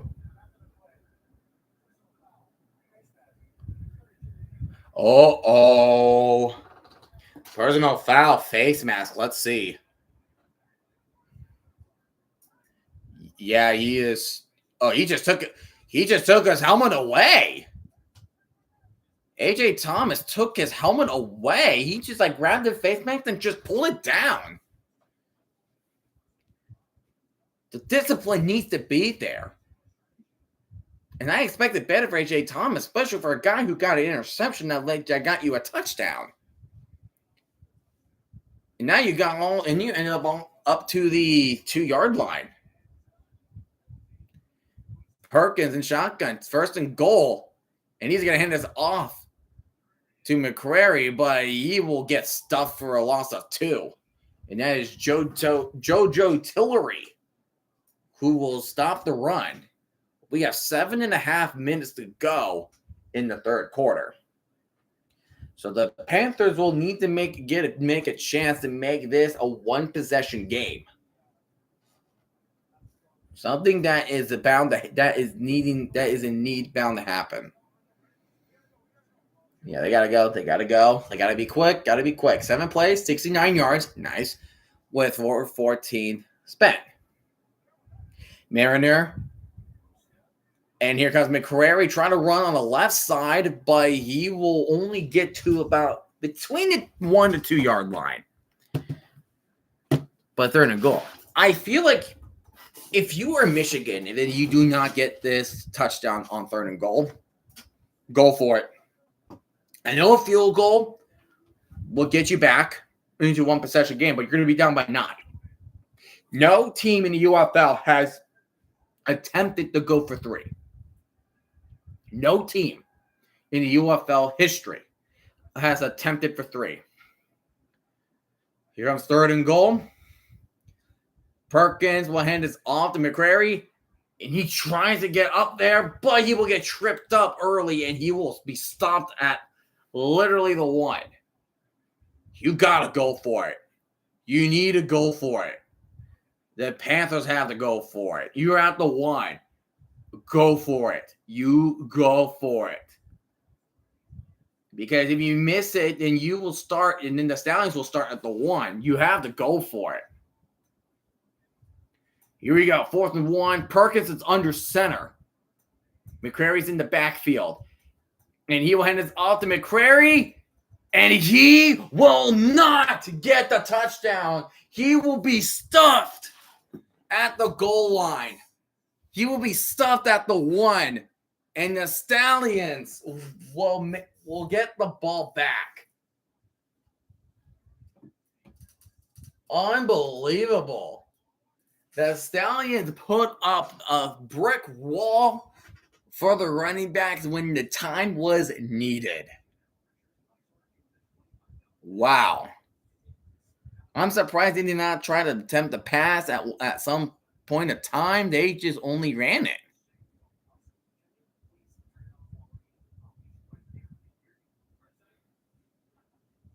Oh, wow. No touchdown. Still 2 possession game. There's still a little bit of time, but wow. I mean, if it was at the 1, you would have to go for it no matter what. But if it's like at the 2 or 3, I mean, and you might as well just kick the field goal. But at least the good news. Yeah, Michigan ran it 4 times in a row. That is unbelievable right there. That is unbelievable. Wow. Who would have thunked it? Who would have thunked it? No?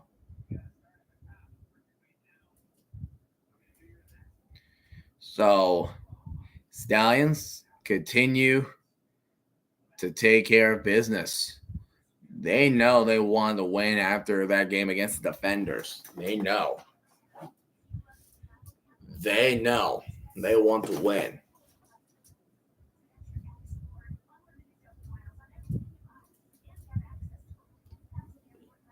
You know that you want to win.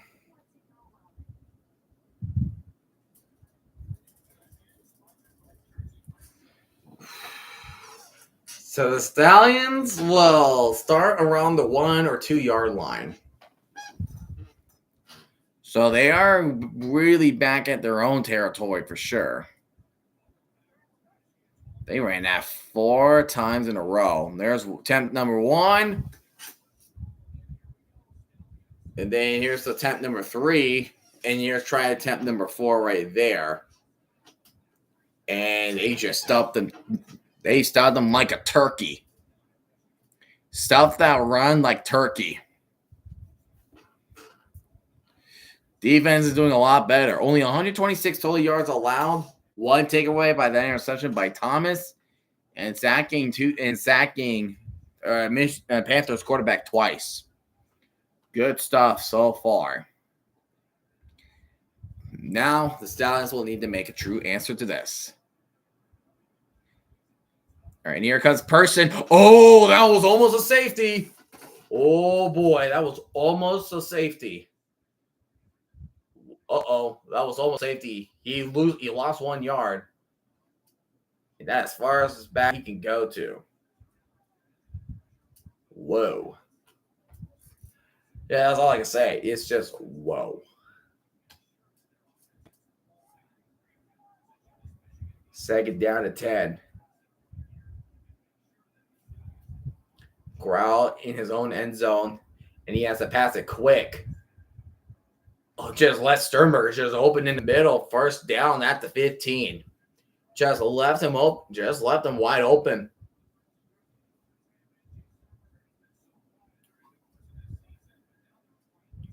Just left him open. Hey, how are you doing? Just a little in route. Like a little in route. Like 10 yard, like a 10-yard in route. And boom, right there. Handing off to Larry Roundtree, and Roundtree is will lose 2 yards from that run. So the Panthers, because they did hold on the ball for a certain period of time, but you did not.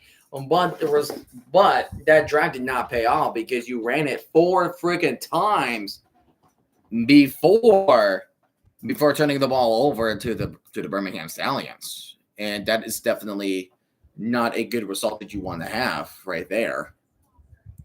Second down and 11 for the Stallions. We have about 4.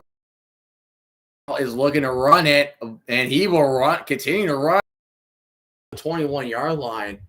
That is a gain of 6 right there. That is about a gain of 7. That will be second and 4, I believe, for the Stallions. And Corral looks like he could run too. Getting out of his comfort zone right there, I see. Pretty good for him.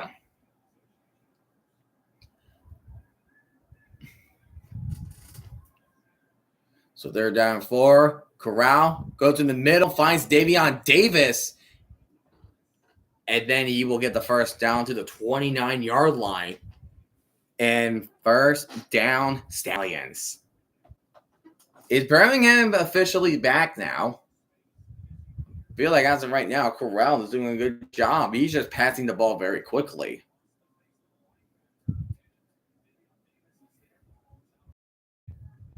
Yeah, the Stallions are just passing the ball quickly. And he's going to throw that check down to Davion Davis. But you just threw that way the hell back. That's about a 5-6 yard loss right there. And that's a tackle by Kai Nakua, the defensive back of the Panthers. So you have 2.5 minutes left. You have about 2.5 minutes. Like, there was a little screen there, but Kai Nakua was there unblocked. Nobody decided to block him.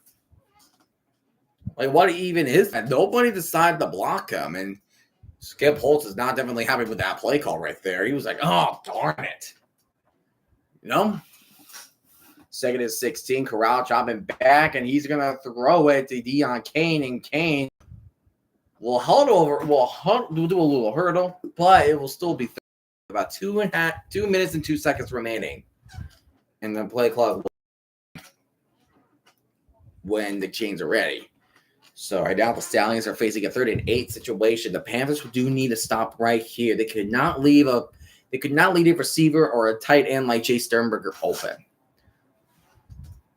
And that is definitely something that you do not want to allow, because you need to get yourself on the board quickly and pronto.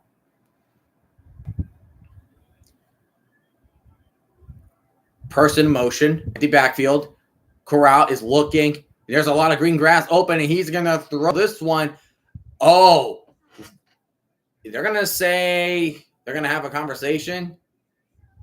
And they're saying it's a catch. Wow. Kane Johnson with the catch. And that's enough for the first down for the Birmingham Stallions. I want to see if he was managed to catch that.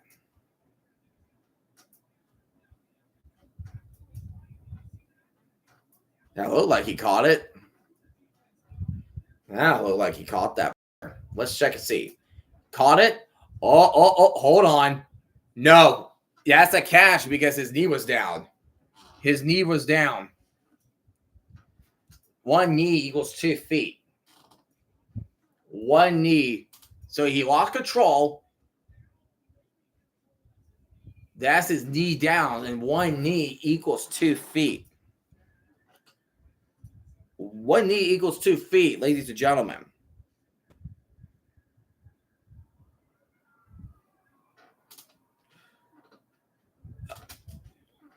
Oh, brother. Freaking RFK wants me to hit join. Hold on.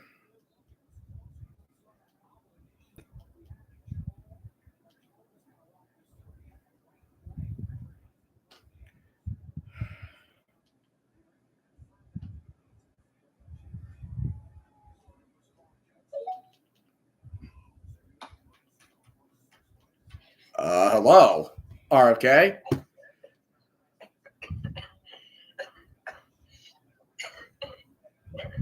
You good?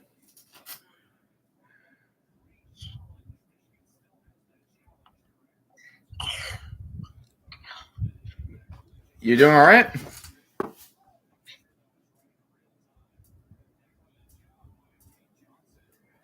Huh.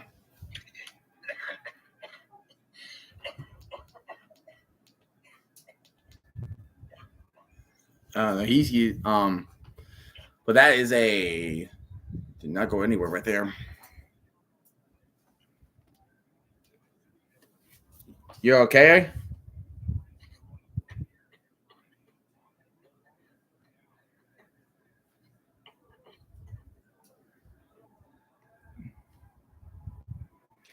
He was. I don't know. I don't know. I cannot tell if he was okay or what. He was just continuously coughing, but it looks like had a little cough. Oh, okay. Hold on, let me join back.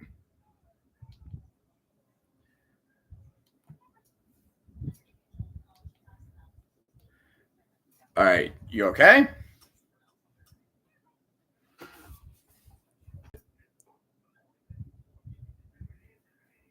Let's see, we are now.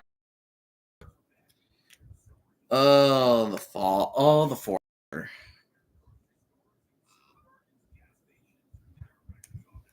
Which was a more entertaining game.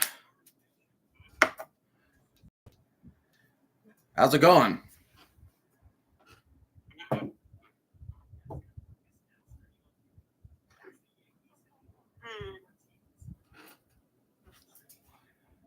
Mets fans join. Oh God, Mets fans join the party. No, no thanks.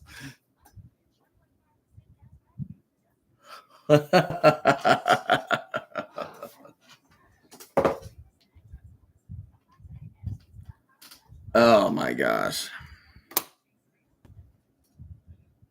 Mets fans join the party. No Mets fans. Look, I want to pay respect to every team. I just happen to hate the Mets. Wasn't waiting for you to catch on. I'm saying no because look, I respect every fan. Like I want to make sure like I am respectful to every fan base here. I don't want to get myself into trouble. I was waiting for you to catch on. Yeah. Look, yes, I can be slow at times, okay? I can be slow at times. But hey, the Stallions are rolling with the ball. They extend their lead by multiple possessions. So I hope you have a little bit of relief. The Panthers ran for it 4 times in a row from the 2. And they did not get anywhere and turned the ball over.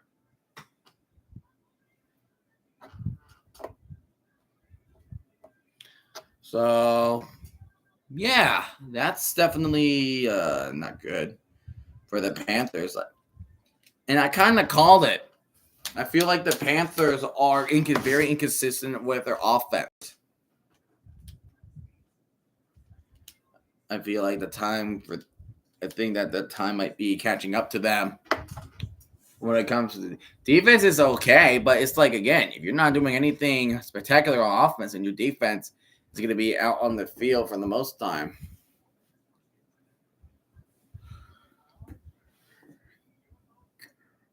Here's the dome opener. Yeah, the Battle Dome. I will do Brahmas and Stallions. So I will do defenders first, Showboats versus defenders, and Brahmas versus the Battlehawks. I will do those games. I will not do Roughnecks and Renegades. I will not do that. I will announce it as the days goes on. And here comes Corral. Magoo has been out for. I think you might as well just sit Magoo out for the game. Just let him rest. But here comes 3rd and 10 for the Stallions at the 48. Dropping back and going deep. Right side. He finds Kane open and he got it, man. That is touchdown for the Stallions. Deon Kane wide open. 52 yards for Birmingham. Wow. What a dot. What a throw. And then he just went inside and he did a little cut route and he managed to get in front of the defensive back. That was Avante Taylor that was supposed to be in coverage of Kane, but Kane was just too good for him. And now the lead will hopefully be extended by 3 possessions. Because an 18-point game technically is a 2-possession game. It's just that you need to score a touchdown and 3-point conversions twice to have that happen. But the Stallions will go for 2 here. We'll go for 2 from the 5. And Kane will drop it as he goes on a slant route, and that will be no good. So the Stallions will still have the lead 18-0.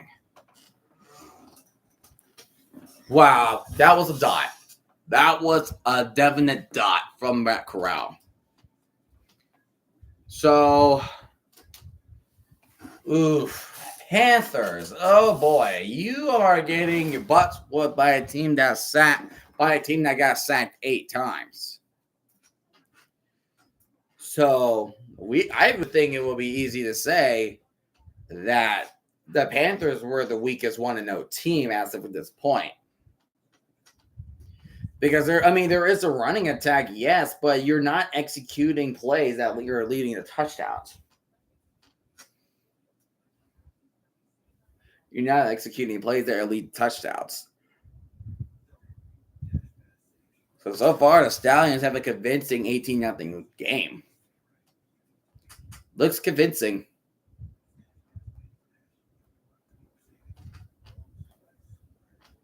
So.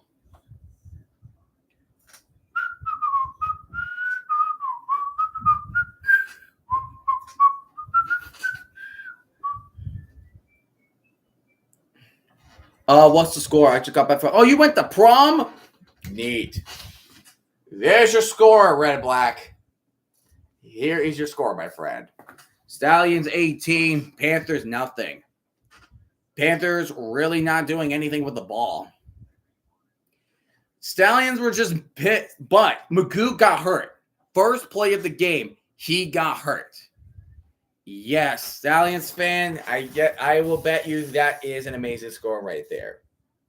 That is an amazing score. We just got off with a long 52-yard passing touchdown from Matt Corral to Deon Kane.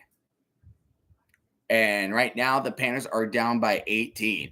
18 points is 2 possession. A touchdown and a 3-point conversion is 9. You said to worry. Well, I was only saying that because of the stakes that are happening. I was only saying worry because of the stakes that were for the Stallions.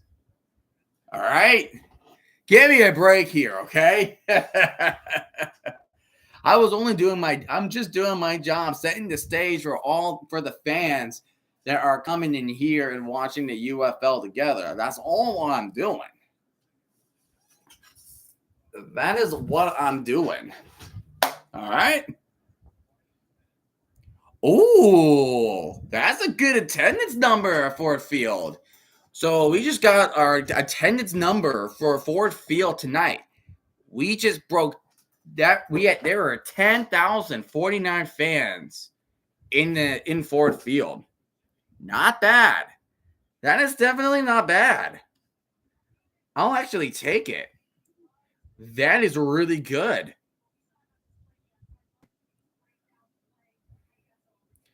That is definitely good. 10,049. Just breaking 10,000. Good for Michigan. Good for Michigan. Proud of them. First at 10. They're trying to run it, but the Stallions know what they're doing. But the Stallions know what they're doing. But there you go. 10,049 fans. So it sounds like Michigan is in good shape. Sounds like they are in good shape. But as of right now, it is 1-0. It is 18-0. Panthers are losing, so they gotta need to do something. Here comes Perkins trying to run it, and he's gonna try to make it to the first down marker, which he did. He will get to the first down marker. With 14 minutes and 4 seconds remaining. They gotta score quick. And also, since now they're in the fourth quarter remaining, and they're the trailing team, they could have an opportunity to go 4th and 12 here. But at the same time, that is a bit of a risky play. At the same time, though, yeah, like I said, at the same time, it's a bit of a risky play. Because if you don't get it, then the Stallions could score out of it. You know? And Perkins, and here comes Matt Colburn. Oh, with a good cutback, but he will be tackled at the 49-yard line with a 9-yard gain. The rushing game is there, but I feel like the passing game, there's not really a lot of passing action tonight. There hasn't really been a lot of passing action.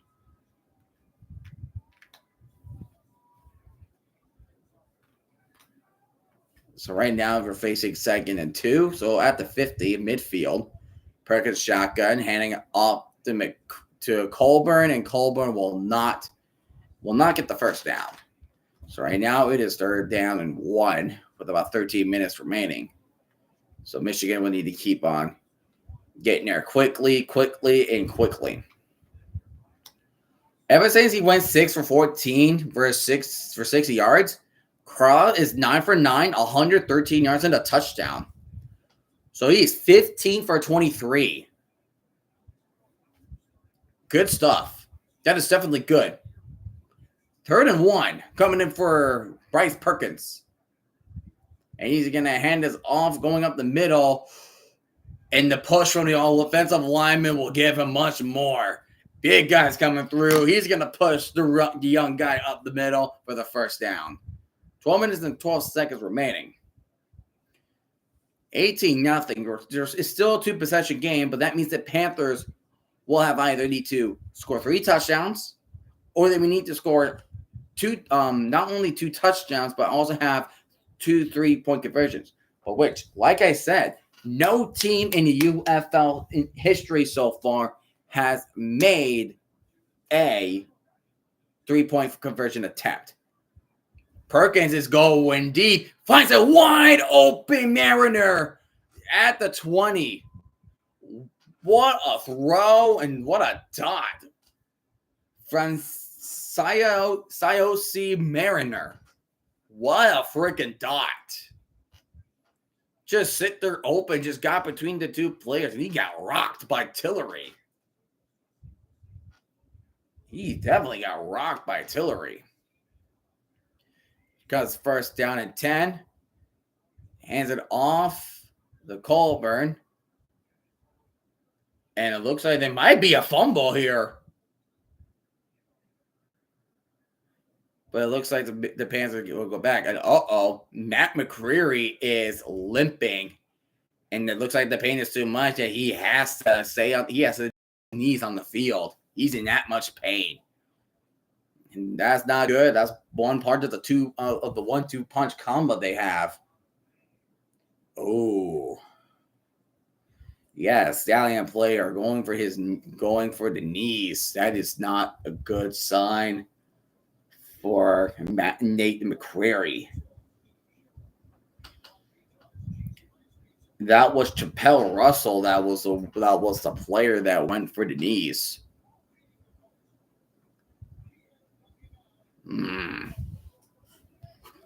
So the drive there, so far the motivation is not going to be there as much. But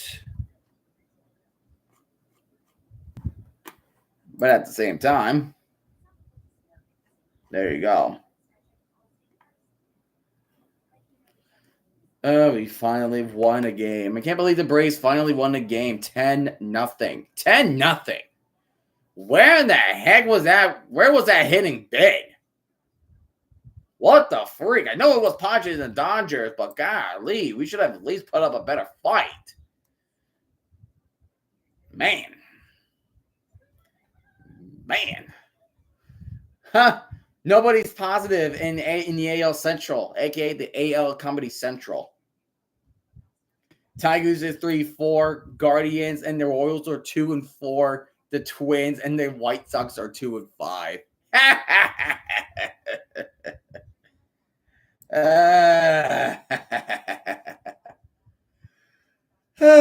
love it. I freaking love it. Oh, I love it. But injured running back on the field. So that's what we are in now in commercial break. But yeah, 10,000 fans.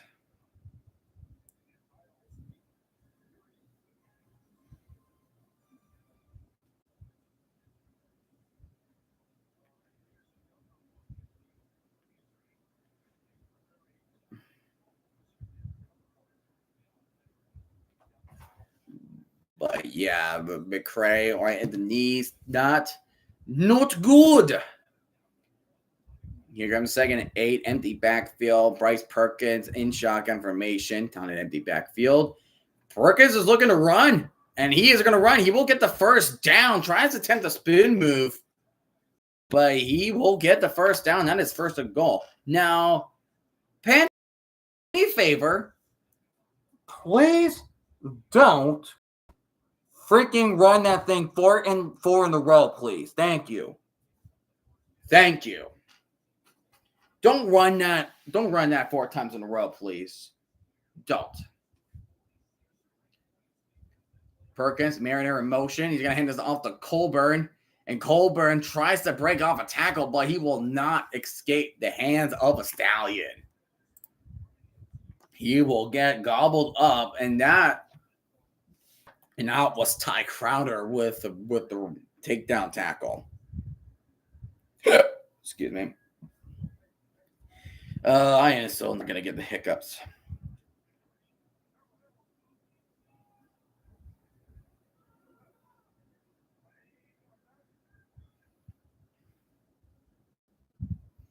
Second and goal from the 10. Perkins dropping back.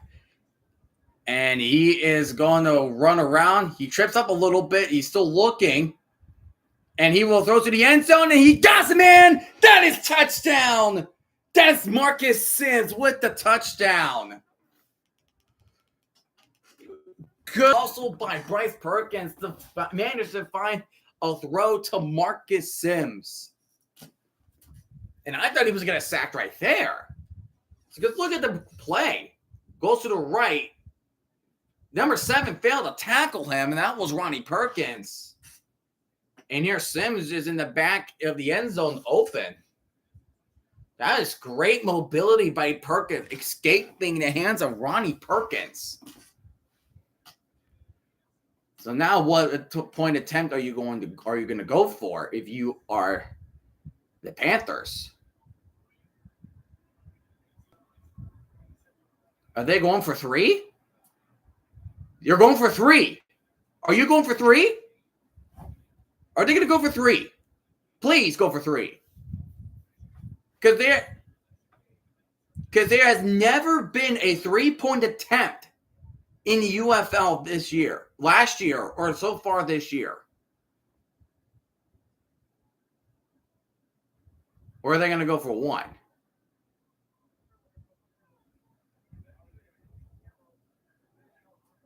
Or are they going to go for 1? All right, looks like they're going to go for 1.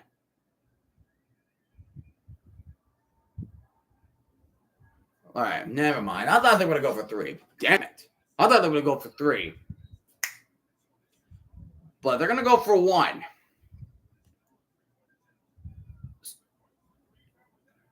It's still a 3-point attempt. Oh, what a fake. What a fake.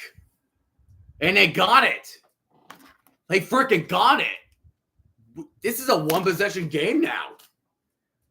So why did they do a 3-point attempt from the 2 then?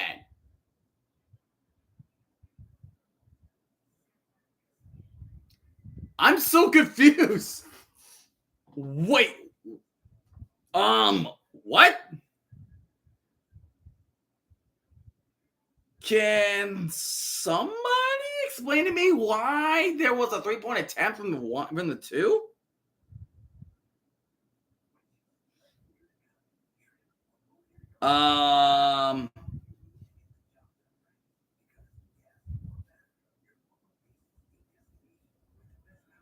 I'm confuzzled.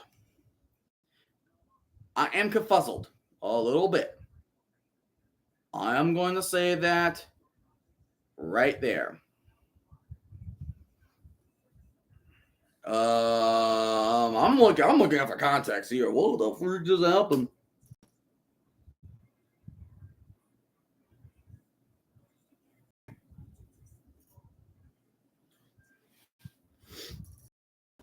And then also the 10,049 fans, that was higher than the home opener from last year for the Panthers.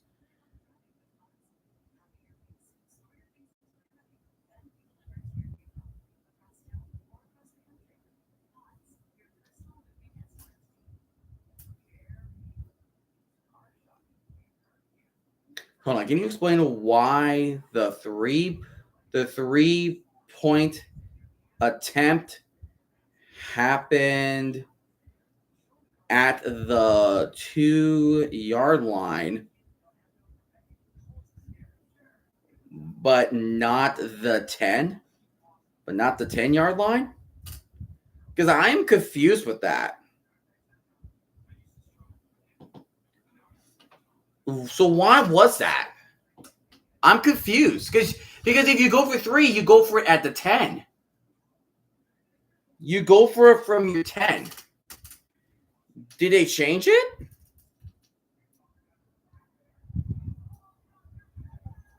Huh.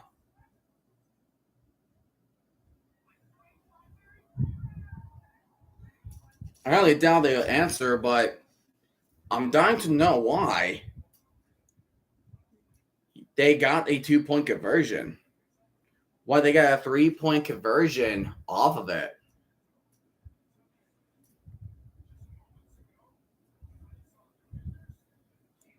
Huh. I really want to see why it was the ups.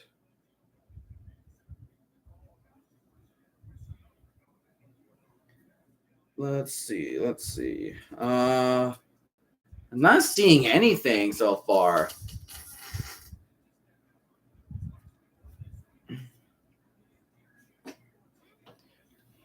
Wow. So yeah, 9 points is now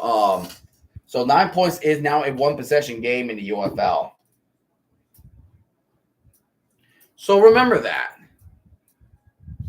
Oh, I thought they were going to do that little thing.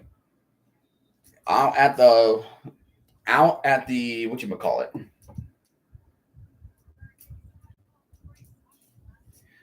So I'm confused. So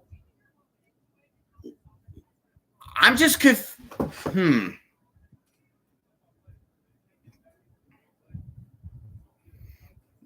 Why was there two? Why did it go for two? Ugh.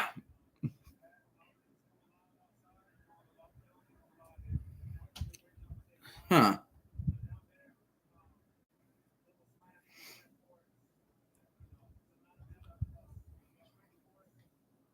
Let's see.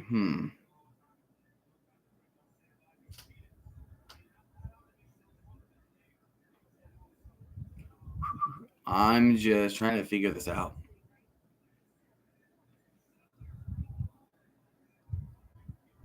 So, was there a flag? Because I didn't see a flag back there. Here comes Stallions. Here comes Rick. Was that Ricky Persons? No, that's Roundtree, and he will get nothing out of that one. So that will be second down and 10. 9 minutes remaining. There is still life from the Michigan Panthers here. Still life from the Michigan Panthers. The total is 38. We are now at total. We are total at 27 points. So the over-under is kind of in the mix right now. So hopefully you have right now, if you're under, you looks like you are good. But if you're over, then better pray. You better pray there's going to be more points scored. Drop it back for Corral. He's going to look. Ooh, good. This is a good defensive play, knocking the ball out of Davion Davis's hand on that play.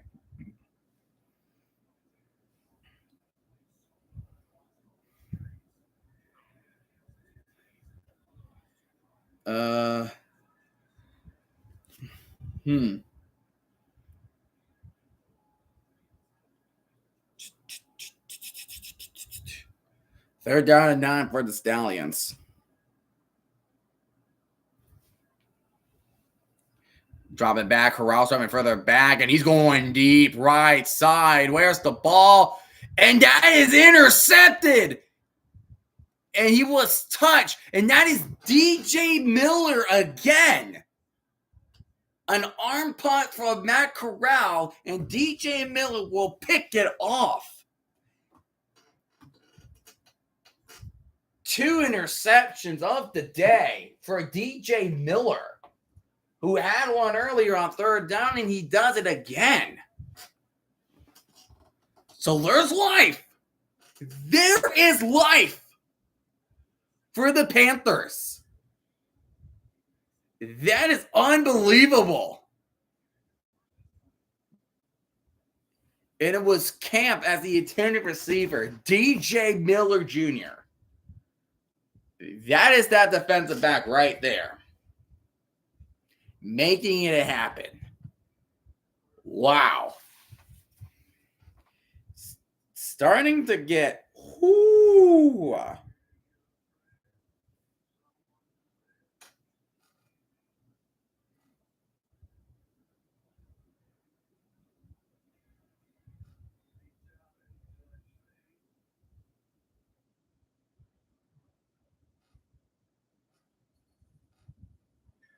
I'm just asking. I'm still trying to figure out how did the Panthers get a 3-point conversion at the 2-yard line?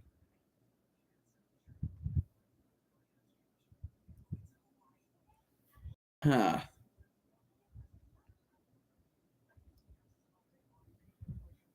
Oh my gosh! Today or yesterday was the cliffhanger of The Walking Dead. Where's Manny? Not sure. Maybe he went out. I'm not sure, but Panthers have life, dude. Crouch just threw a second interception. I'm trying to figure out how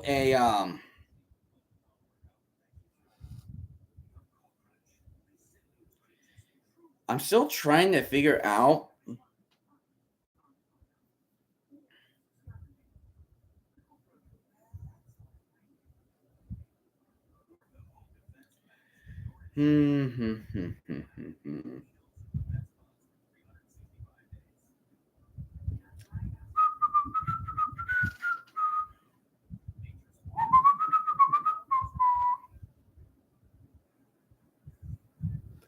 But wow, I mean, Corral, I mean, I felt like he was getting pressure because of it.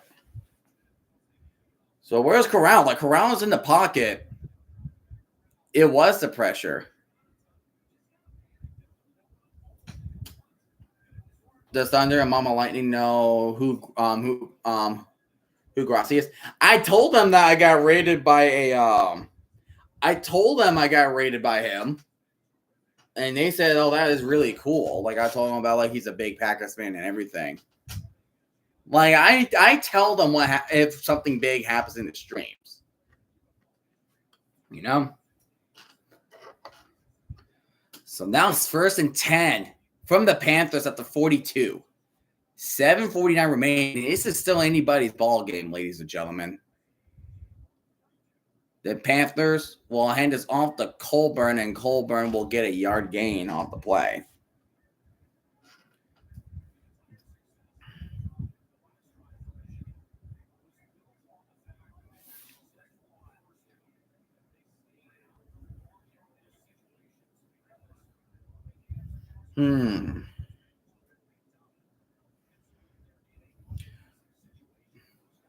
Yeah, the last two drives, 20 plays on 25 yards. I don't know if I told him about that or not. Perkins dropping back, and he's going to roll to his right, and he's going heaving down the sideline, and it will be incomplete.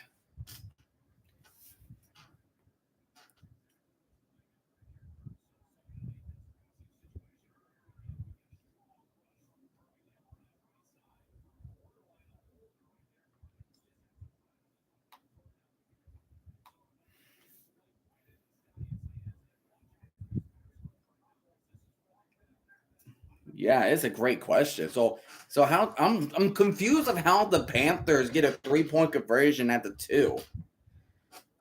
That's a mystery. That was a mystery. 3rd and 8, Perkins drop it back. 3rd and 8, throws in the middle. Oh, that is Gennard Oaks, but he's at the 49. It's 3rd and short. You're at 6:21 remaining. Do you punt it away? And they're going to punt it away on 4th and 3.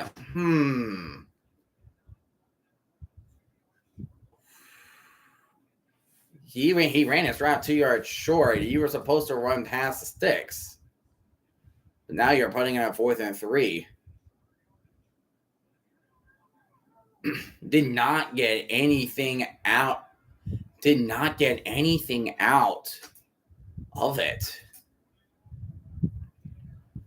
So Stallions will get the ball back. Maybe he thought like he could just truck a player when he was running his direction, but the moment he caught the ball, there was already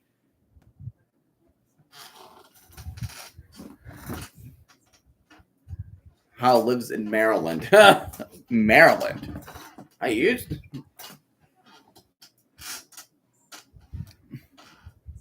that mania will not appear. Dear YouTube, Lightning Jr. now lives in Maryland. Cat Manny will not appear on stream.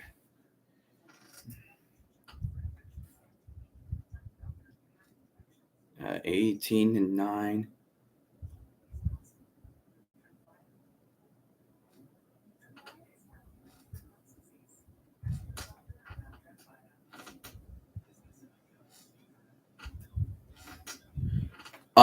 When does DC play?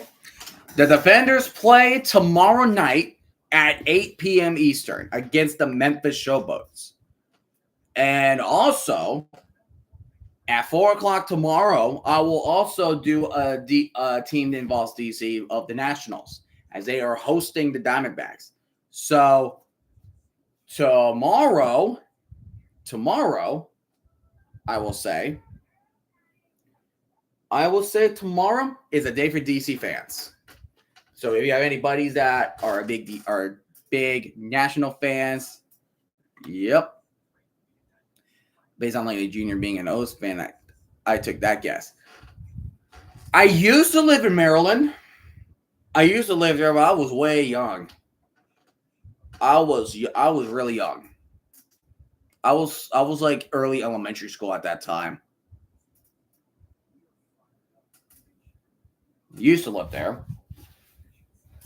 but no, I'm only an Orioles fan because of my grandfather. Because he was a big time Orioles fan.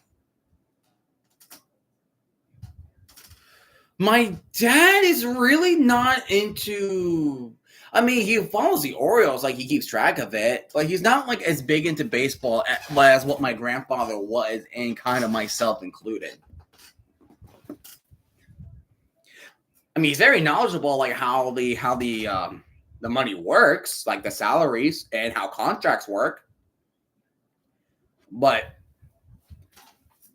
he's not he's not the person that goes like more statistics and the player side. Like he's a couple of times he was we were just watching and then I said that is caught by this guy, and he and my brother were all like, okay, how do you know that? Lightning Senior, my so Lightning Senior was my great grandfather. He's my great grandfather. My grandfather was an Orioles fan. He's an Orioles fan. And yeah, my grandfather's an Orioles fan.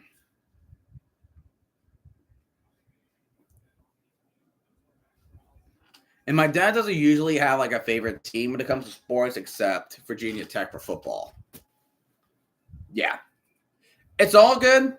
It's all good. I'm here to clear the air. Ooh, Davion Davis he was trying to get the first down, but he will not. 5 minutes remaining. And we are in third down territory for the Stallions. 18-9. Remember, 9-point games are 1 possession games. This is a 1 possession game we are talking about here. I mean, he knows like certain players, definitely, but he's not like me that all of a sudden I know who's the backup for the Jets. I know who is the other players. Oh, what a Chase Sternberger dropped the ball, 3 and out. But we have a Panther hurt. We have a Panther hurt on the field. My dad does know football players. It's just that I know a lot more players than he does. It's like I can know who is I just happen to know who is like the backup running back of. I should know the backup. I just know the backup running back of the Jets. Yeah, that's the thing. Like he will not. He will. I would think he will probably not know who Clayton Tune is. Like I would know who Clayton Tune is. He used to be a quarterback for the Arizona Cardinals at one point. He used to be, or I think he still is. And my dad was a little bit impressed. He was like, "How the hell do you know these players?" I'm just like, "It's all up in here." That's all I can say. It's just up in here.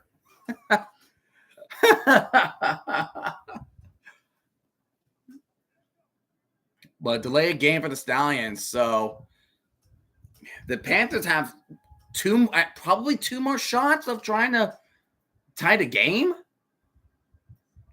Because this is their last full potential shot. The punt is away for the Panthers. Oh, he muffed it! Oh no! That's not good! Who has it? Oh no. We got a little players placing hands on each other. Who has it? Who has it? They're still dissecting the pile.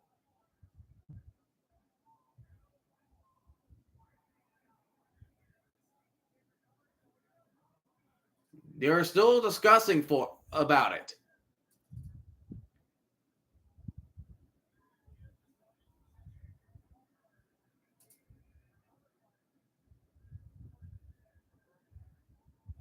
Wow.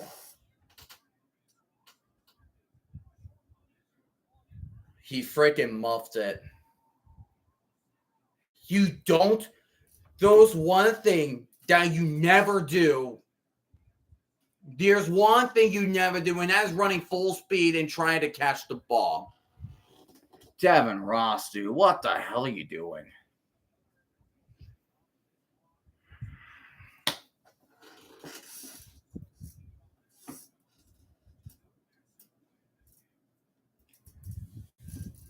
Oh, that's a kick in the teeth for the Panthers right there.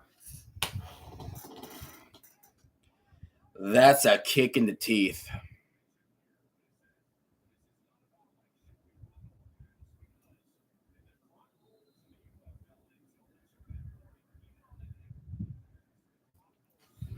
Wow. So, not as much life for the Panthers. That's what it was back then. That muff putt just was the nail of the coffin. And Ricky Person will be the one running on the left side, and he will get nowhere. And you will get nowhere.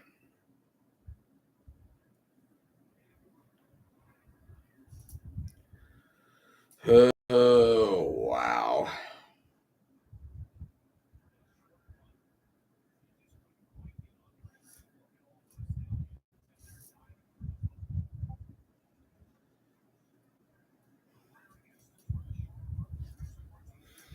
Muff punt. That's unbelievable.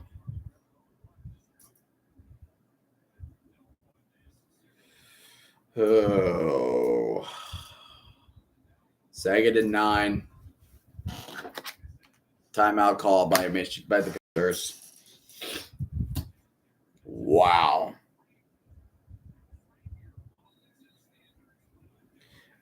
And Breland Speaks, according to James Larson, is on the sidelines without shoulder pads and a shoulder wrap on. So that injury is not too serious because that is a sack leader of the UFL last year.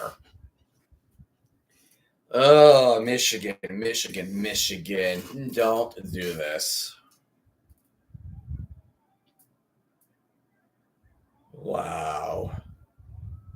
Dropping back corral, throws it to Marlon Williams. Marlon Williams break a tackle. He will get the first down. He's still staying on his feet. Poor tackling at the 31-yard line from Marlon Williams from the Panthers, failing to tackle Marlon Williams to prevent him a first down. Devin Ross is going to have a tough day for tomorrow. Wow.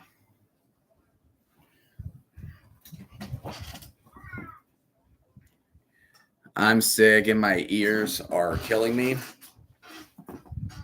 Do you take some? Did you take some medicine? Nope, you take some medicine. 3 minutes remaining. Corral still passing. Jordan Thomas will get 3 yards out of that pass. And it looks like a timeout will be called by Michigan.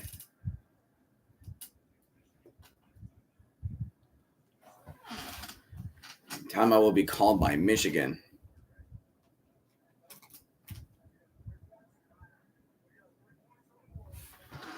But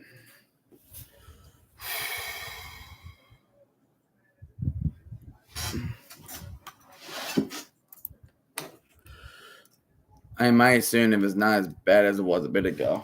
Okay, at least it's not as bad.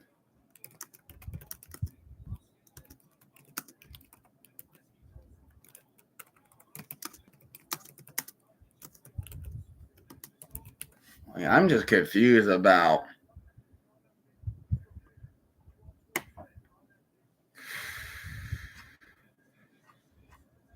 how a 3-point.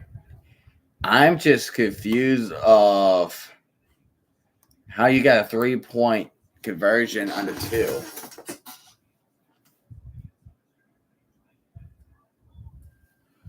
Second and 3, still passing. Tries to go deep, but stepped in traffic, but there's no flag. But correct is just bad looking for a pass interference call.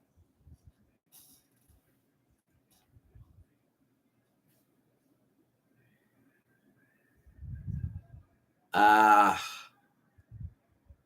sure. Not sure about that.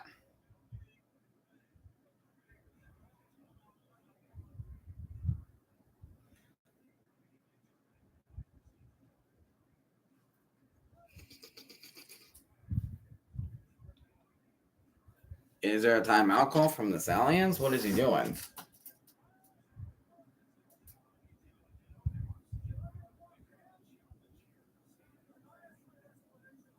Oh, he wants to call for a challenge.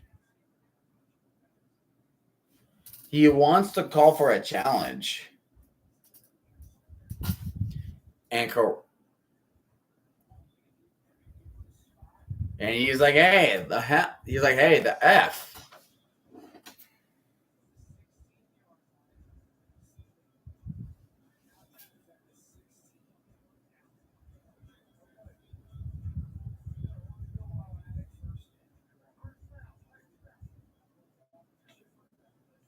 And looks like they're going to say that will be a first down. Looks like that is a first down for the Stallions. They will get that call. A successful challenge. So now that Skip Holtz has that challenge successful, he can challenge another play again. That is how it works. But it was physical, but it was definitely blatant contact. Like he just knocked him down on the ground. But pass interference. Panthers just made two big mistakes that pretty much just put a nail on the coffin for the Panthers. Definitely not good. Definitely not good.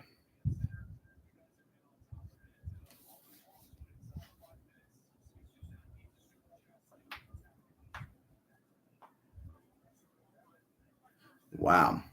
Yeah, so now it's first down to 10 for the Stallions after correcting the pass interference call. So now, yeah, so do you just keep on running the ball? What do you do if you are what do you do to send the game away?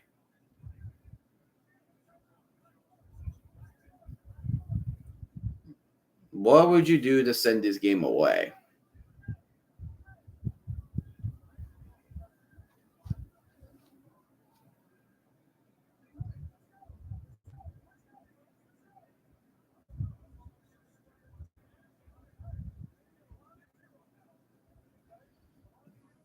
Magoo would be quarterback too. Yeah. No, I agree. No. That's what we're pretty much seeing. Macaroni should be quarterback number one for the time being until Magoo is ready to fulfill his starting role back. Because Magoo is not 100% healthy. And Corral, yes, he's a pocket passer, but he can release the ball quick. He can release that thing quick. And Damon Ross, the guy who muffed the punt earlier, still in disbelief after what he has done. I don't blame him. That is definitely a big mistake a player can make.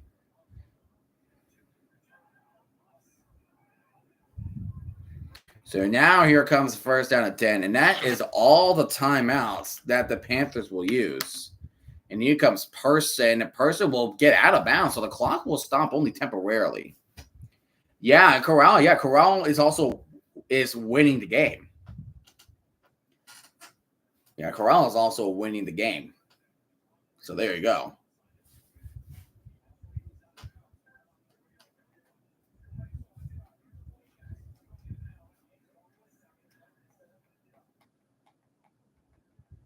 So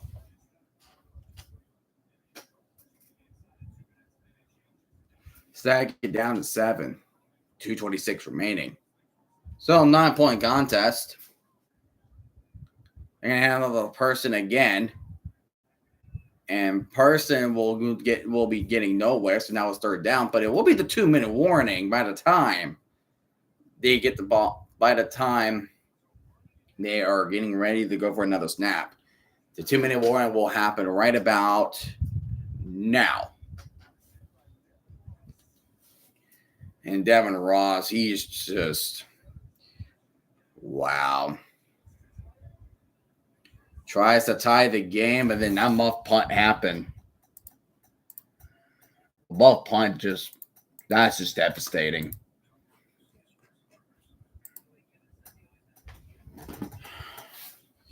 And that's the stuff that just make you say, damn.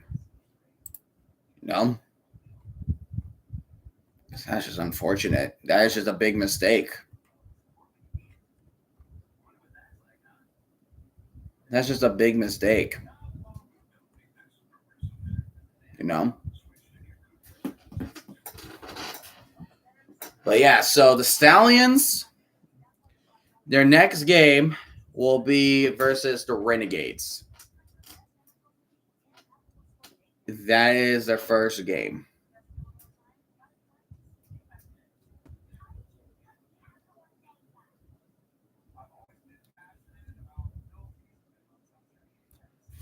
So the Renegades have a chance to go 2-0. So now, but from the looks of it, the Stallions will go 1-1, and they're also going to take the lead of the USFL conference, going 1-0 in conference play.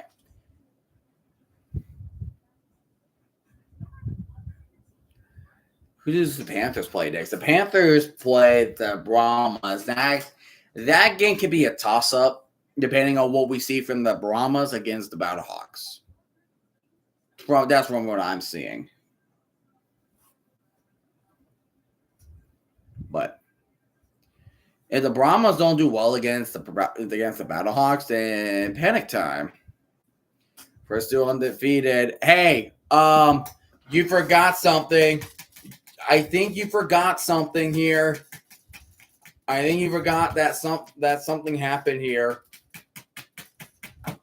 Something happened here. There's a certain team that beat you like a week ago. I think you forget. You think you're forgetting something.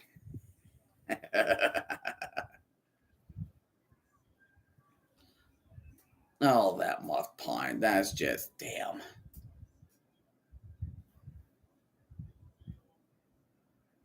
Third and 7. They gotta convert it. Do you risk it passing it? Oh, ball is. Hey. I mean, that would not. Well, that will not be. I mean, that's not going to be intentional grounding because Ricky Person was happened to be next to him. I forgot that from my brain. It is permanently deleted from my mind. Therefore, I'm defeated.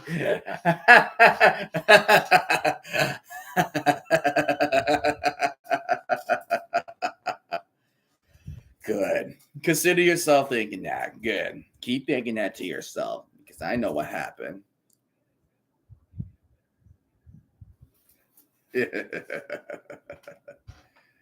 31-yard attempt from Memphis. Kick is up. And now the game is a 2-possession game by 12 points. So the Panthers will need to score a touchdown quick. And they will have to go for a 4th and 12. And they have to convert that.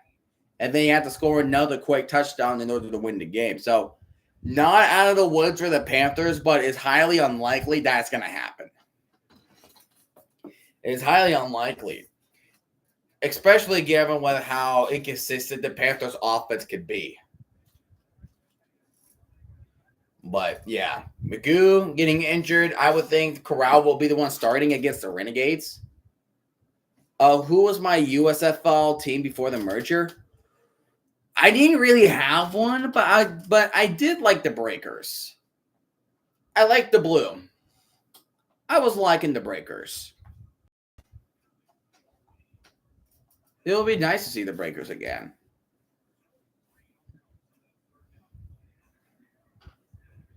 I liked the Breakers for a bit. But when the XFL came in 2023, Mark Hart was more on the defenders. Hart was more with the defenders. All right.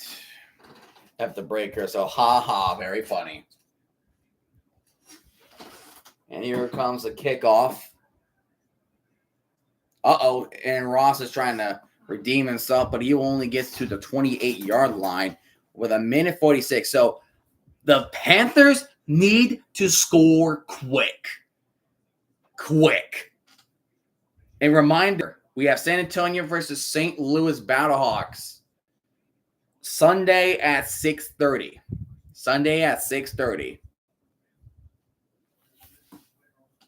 And there is actually a player on the field. Matthew Colburn is injured. So you have two running backs out. Oh, that is not good. That is not good. Oh, brother.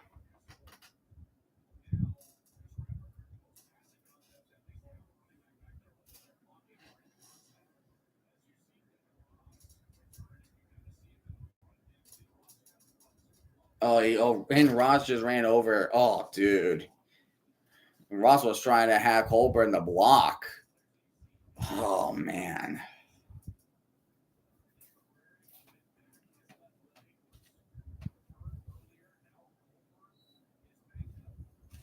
Colburn and McCrary, two running backs, banged the hell up. What can you do about that? I'm serious. What can you do about that? Perkins needs to pass. Oh, that was close. Almost picked off. That was almost picked off. A minute 40 remaining.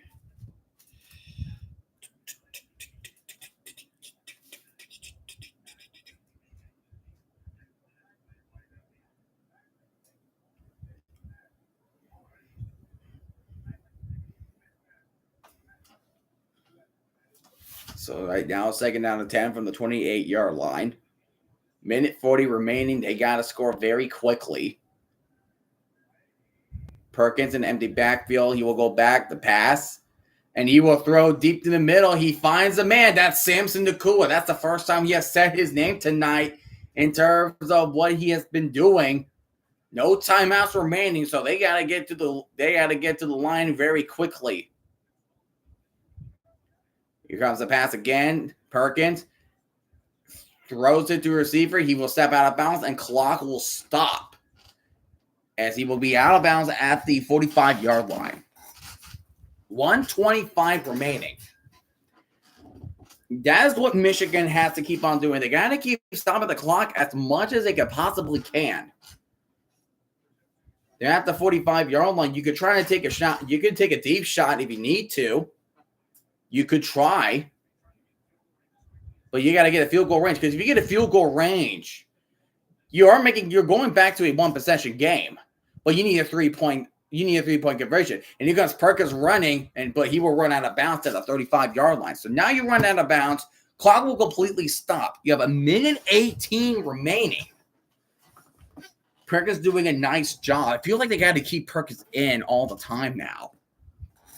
They got to keep Perkins in this entire time.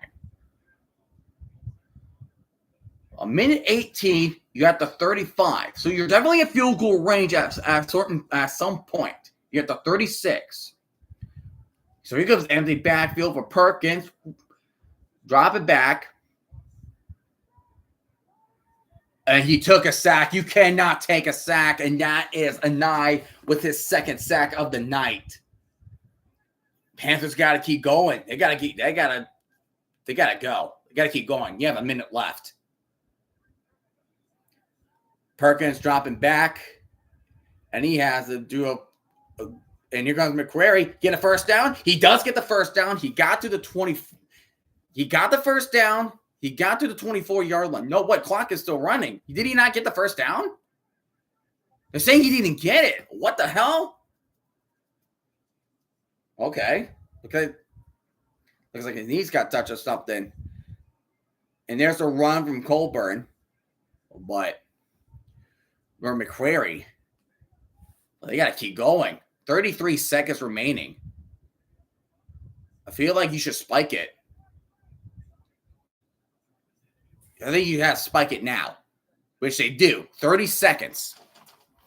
30 seconds remaining. Now it's 2nd and 10. So now do you put in Potter in? Or Potter in? And they're going to put in Potter in.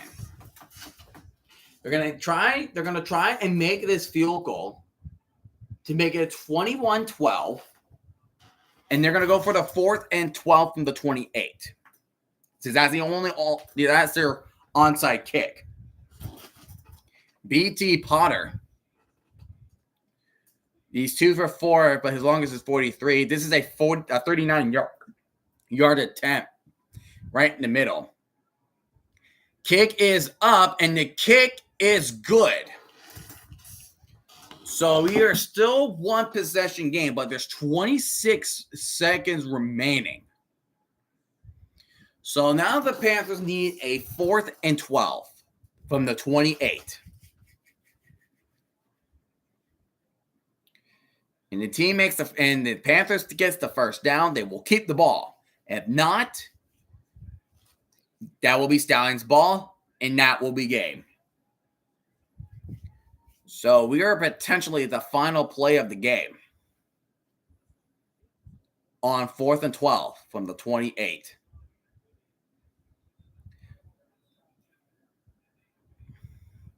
So you got to figure out what play can you do on 4th and 12. You got to throw to the sticks. You can't do any short passes.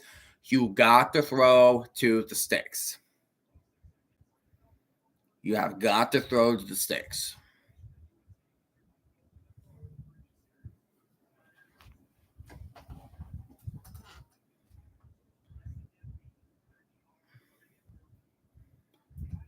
So they're in the huddle currently.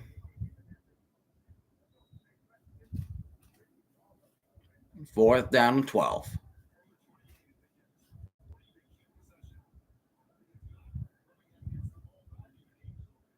Fourth down and 12 from the 28. Perkins in the backfield. They're having 5 defensive backs in the back. They're going to only rush 3. Perkins dropping back. Tipped and incomplete. And with that, ladies and gentlemen, the Birmingham Stallions. I still see an undefeated season. I don't. But that will do it. GG's. GG's, everybody.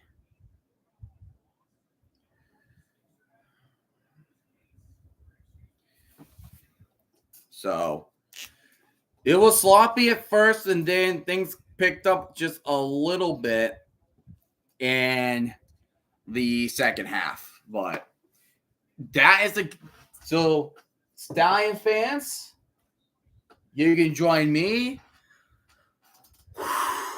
with a sigh of relief. All right, doesn't that feel good? Good win. The Stallions win 21. The Stallions will win 21-12. Both are tied in first, but the Stallions will take the tiebreaker after conference record and also with that win over the Panthers. So that'll do it, ladies and gentlemen. But wow. Yeah, so Matt Corral, I think he did good. Like he went 18 for 29. He had a sloppy start. Think about this. He was 7-15 when we were at halftime. He finished with 18 and 29 with 189 yards. And some random guys calling me. Yo, today, I will say this, has been a great day. But it had to cost Alex Magoo. Yes, I guess I heard from you. Yes, Alex Magoo is out. I would need to see what happened. So, it was on the first play of the game. What? It happened on the first play of the game. You know what? I'm not saying like I expected it, but I mean, looking at last week, with the whole he was limping out there. Like we both saw that. He was limping, but then he was trying to run to the left, and then he landed awkwardly on his arm, and then but because the thing with Magoo is this man is he's willing to take the risk of being tackled when he starts to run. Yeah. He did in the USFL, so I mean I don't want to say I'm surprised, but it's just it's kind of a big loss, but I mean it is gonna be an opportunity for Matt Corral, so we'll see how that one goes. Matt Corral finished with 18 for 29. He threw for 198 yards, a touchdown, which was a 52-yard bomb to Deion Kane, but he also threw 2 interceptions, and those 2 interceptions were caught by DJ Miller Jr. on the Panthers. So there was some sloppiness there, but I would say, need to clean up still need to clean up, but you got the win. You got the win where you needed the most. That win is a must for you guys because now you guys are in first of your conference. Yeah, and then now we're finally gonna be at home. Yes. And we're gonna play the Arlington Renegades. Mm-hmm. We're gonna show them how a real banner ceremony is done because if y'all remember week 1 last year, I was expecting Arlington Renegades to get a banner ceremony, something, and then it was just nothing, just straight to the game. And then after that, it took them till when they were 0-6, and we got the news notification the Stallions will finally get their championship rings this week. Really? After going 0-6, they're finally getting the rings? Yeah. All right, but anyways, I'll tell you why it's also a good day. The Giants won. Braves won. By Willie Dames. That's what I heard, and I was perfect. And it was against the Mariners too. I'm sure Thomas would be happy with that. There's still 2 more games, and then finally, the biggest news: not only the Detroit Pistons won today.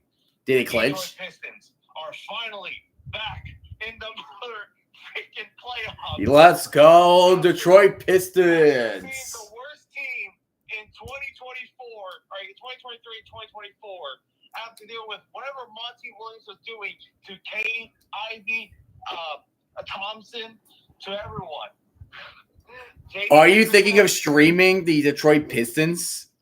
I might stream the Detroit Pistons playoffs, depending on the time and day, depending on the network. All right. So anyways, hope you had a good stream. I'll talk to you later. All right. Have a good night, man. Bye. But yeah, Stallions, congratulations. You picked up a crucial win today. Panthers, you're very sloppy. And Devin Ross, I feel really bad for you, man, for muffing that punt. That was definitely very unfortunate. So, all right. So here's an announcement that is going to happen for tomorrow. So tomorrow at 4 p.m. Eastern, I'm going to stream the Diamondbacks versus the Nationals. Tomorrow's the day for Washington, D.C. fans. So if you're a Nationals fan and the Defenders fans, you will come to the right place tomorrow. So the Diamondbacks will play the Nationals tomorrow at 4. And then at 8 p.m. Eastern, the Showboats will play the DC Defenders at nighttime Audi Field. So I am hoping that Audi Field gets electric tomorrow night. That is going to be a good one. I appreciate you guys. I appreciate you guys coming to the stream and interacting with me. And I hope you guys have yourself a blessed day. And I will see you tomorrow. God bless. Godspeed. Have a good night, everybody.